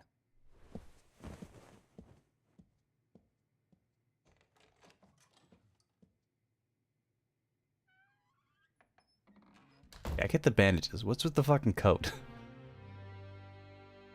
It's a weird choice. Alright, so Apollo is Why, fucked off somewhere. Why are you shutting us out?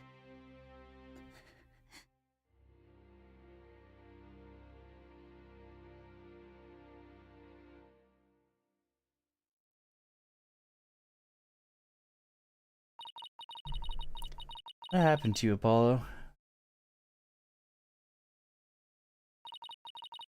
Ever since you put that jacket on, you've changed.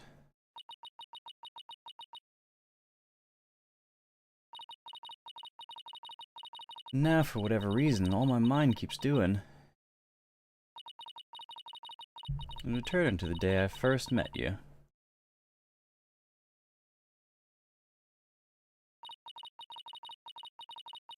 We attacked the first case together, and we attacked this first case together, he and I, something, something, something. And as we did, I came to know who he is and how he thinks. It was a very peculiar case, one in which the victim was killed by a mythical creature. What? What does that mean?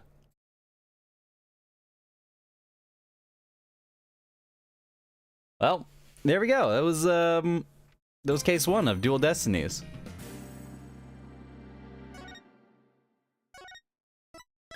That was pretty neat. It didn't have the best intro to all of the new mechanics. I think they could have been a little bit smoother, and it only appeared once, which was fine. But yeah, I liked it so far. The 3D art style is it's a little bit much to get into right out the gate, but I'm definitely more accustomed to it.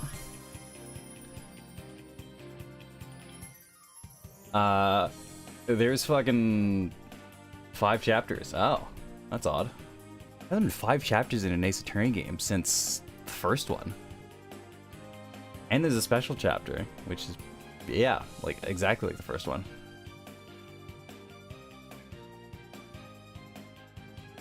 What is that coat, Apollo? Are you gonna look like that the whole game? Yeah, you look so ridiculous. There's a lot going on in these chapters. These chapter thumbnails on the bottom there, but that's a problem for some other time. We'll figure that out later. Yeah. So, that was the very end of Apollo Justice, Ace Attorney, and the beginning of Ace Attorney Duel Destinies. Very cool. Thanks for hanging out. It was quite the ride going through Apollo Justice. Man, was it fucking goofy. And now we got this new one. We got a new protagonist, Athena Psyche. We had a lot more screen time with Nick, which was surprising. Just from the thumbnails for the game selection. I thought we were going to see a lot more of Nick in the 3rd game in this trilogy. And we were just going to play as Athena in the 2nd game. But I was a bit wrong. And you know what? It's fine. We had a whole game without Nick in Apollo Justice, and I kind of missed him. He was the weird homeless guy at Apollo Justice. Which, yeah, okay. But yeah, so now we're back. We're playing, look like interchangeably, Nick and Athena. We get to use Athena's weird mood device. Which is... it sure is a thing, yeah. We'll see how that is implemented further and how often it comes up. Perceiving only came up like once per witness in Apollo Justice, so we'll see how prolific a mechanic it is. But yeah, thanks for hanging out, if indeed you still are. When we'll be back for this, who knows? Might take a little break after this, see what there is to be playing.